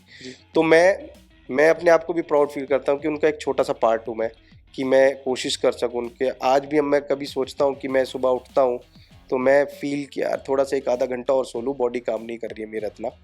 और मैं जब मम्मी को देखता हूँ तो वो उठ के अपना गार्डन में काम कर रही होती है, कुछ करता हूँ, तो उनकी बराबरी तो मैं कभी नहीं कर सकता, और उनके जैसा सेक्रीफाइस भी नहीं कर सकता, क्योंकि वो भी पापा के बिना वो भी मेरी तरह ही घर पे रहते थे। और यार आजकल का टाइम कैसा है, आज कोई भी बच्चा हो या हस्बैंड वाइफ हो, कोई नहीं है ऐसा जो ये प्रेफर करता है कि आप कमा के लाओ और मैं घर पे रहूं, है ना, कि आप 6 महीने में आओ।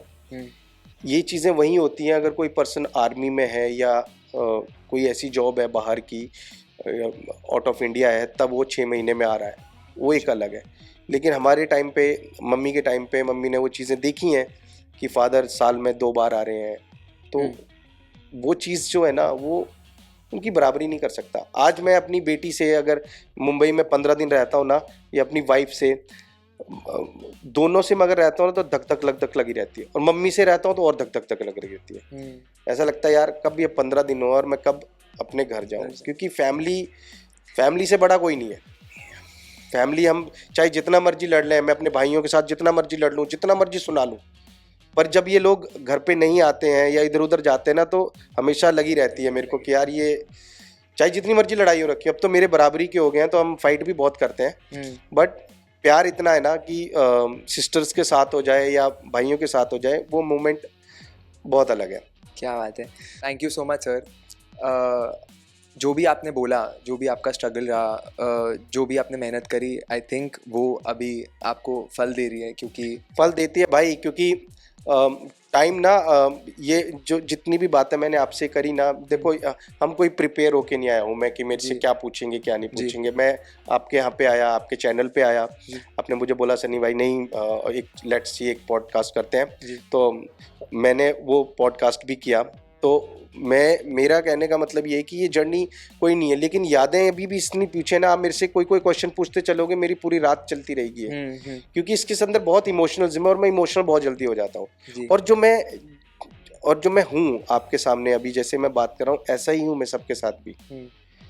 मैं हमेशा हंसता रहता हूँ, मैं बहुत हंसी वाला आदमी हूँ, पर अब काम पे भी मैं बहुत हैप्पीली रहता हूँ, पर कई टाइम ऐसा होता है ना भाई, बहुत प्रेशराइज होता है। और मैं ये सब चीज़ों को लोगों को समझाता हूँ कि हर चीज़ मजाक में नहीं होती है जी, लाइफ में सीरियस हो।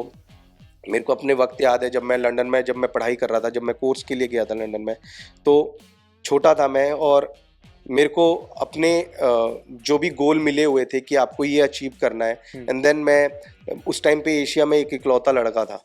जब मैं काम करने लगा और सब जितने भी लोग आए हुए थे, कोई लंदन का ही था, कोई ऑस्ट्रेलिया से आया हुआ था, तो कोई जापान से आया था, तो कोई कोरिया से आया हुआ था, ऐसी ऐसी जगह से आए थे। तो जब वो लोग आए थे तो किसी को इंग्लिश नहीं आती थी, तो उनका ट्रांसलेटर साथ में आया था जी। और कोई लोग उनके नोन थे लंदन में, रिश्तेदार थे कि आपको हेयर कट पास करने हैं। और जब जब मैंने स्टार्ट किया वहाँ पे, तो देन आई रियलाइज़ कि यार जब उन्होंने मुझे बोला कि तुम अपना हेयर कट मॉडल्स खुद लेके आओ, अब मैं कहाँ से लेके आऊँ मॉडल्स, मैं लंदन में पढ़ रहा हूँ, मैं कहाँ जाऊँगा। तो मुझे वो टाइम मैंने देखे हैं, मैं ऐसे बोर्ड पकड़ के वहाँ पे प्राइमार्क में बाहर लंदन जहाँ पे क्लोथ्स वगैरह मिलते हैं वहाँ पे बाहर, उनकी ट्यूब स्टेशंस के बाहर वहाँ पे खड़ा होके, या क्लबों के बाहर मैं ऐसे बोर्ड लेके खड़ा होता था कि मैं स्टाइलिस्ट हूँ and give you free haircut, मेरा ये कोर्स है, मुझे ये पूरा करना है। तो वो वाला टाइम भी मैंने देखा है कि कितना टफ होता है बाहर। लोग बोलते हैं कि यार बाहर से पढ़ाई करिए, बाहर से पढ़ाई करिए। भाई बाहर अब अपने लोगों को ना, जो अब तो ट्रेंड थोड़ा धीरे अच्छा हो गया है कि अब एजुकेटेड स्टाइलिस्ट बोलते हैं यहाँ पे, लेकिन बाहर जब हम करते थे ना तो इतना रिस्पेक्टेबल नहीं था जी। मतलब ये सोचते थे हाँ एशिया से आए हैं लोग, कोई बात नहीं। तो मैं यही चीज़ अपने बच्चों को और इन लोगों को भी मैंने यही एजुकेशन देता हूँ कि भाई लाइफ की हर जर्नी सीखो, मतलब हर एक चीज़ में आपको एजुकेशन मिलेगी। और मेरा कोर्स का मतलब यही रहता है कि आपको वो जो रियल लाइफ है ना वो मैं दिखाऊं, रियल लाइफ क्या होती है, हम सलोन में कैसे काम करते हैं, मैं आज वॉकीज में काम करता हूं, मैं कैसे टीम के साथ कोऑर्डिनेट करता हूं, तो मुझे अपनी बात दूसरों तक कैसे पहुंचानी है वॉकीज के थ्रू। तो वो मेरा एक विज़न बना हुआ है। तो हार्ड वर्क करोगे, मेहनत करोगे, आज नहीं तो कल, नहीं तो परसों, नहीं तो नरसों आपको रिजल्ट मिलेगा, बट एक गोल लेके। क्या बात। सो विद दैट हम इस पॉडकास्ट को एंड करते हैं। Thank you so much sir, आप आए इस पॉडकास्ट पे, मुझे बहुत कुछ सीखने को मिला आपसे। एंड मैं ये व्यूअर्स को भी कहना चाहूँगा कि अगर आप हार्ड वर्किंग और पैशन हो तो आप किसी भी फील्ड में कामयाब हो सकते हो। एंड इंटरनेशनल लेवल के premium colours and world class styling techniques और इनके खुद के जो आर्ट वर्क्स हैं हेयर में, अगर वो आपको कभी भी ट्राई करने हो तो आप सनी एयरपोर्ट पे आ सकते हैं। एंड इनका काम मैंने देखा है, आजकल 1 मिलियन इनके फॉलोअर्स हैं इंस्टाग्राम पे, एंड बहुत लोग इनका काम देख रहे हैं, बड़े बड़े क्रिकेटर्स, इन्फ्लुएंसर्स इनका काम देख के इनको प्यार करते हैं। तो ऐसा प्यार इनको मिलता रहेगा। So with that will take an end. Thank you so much guys for watching. Thank you so much.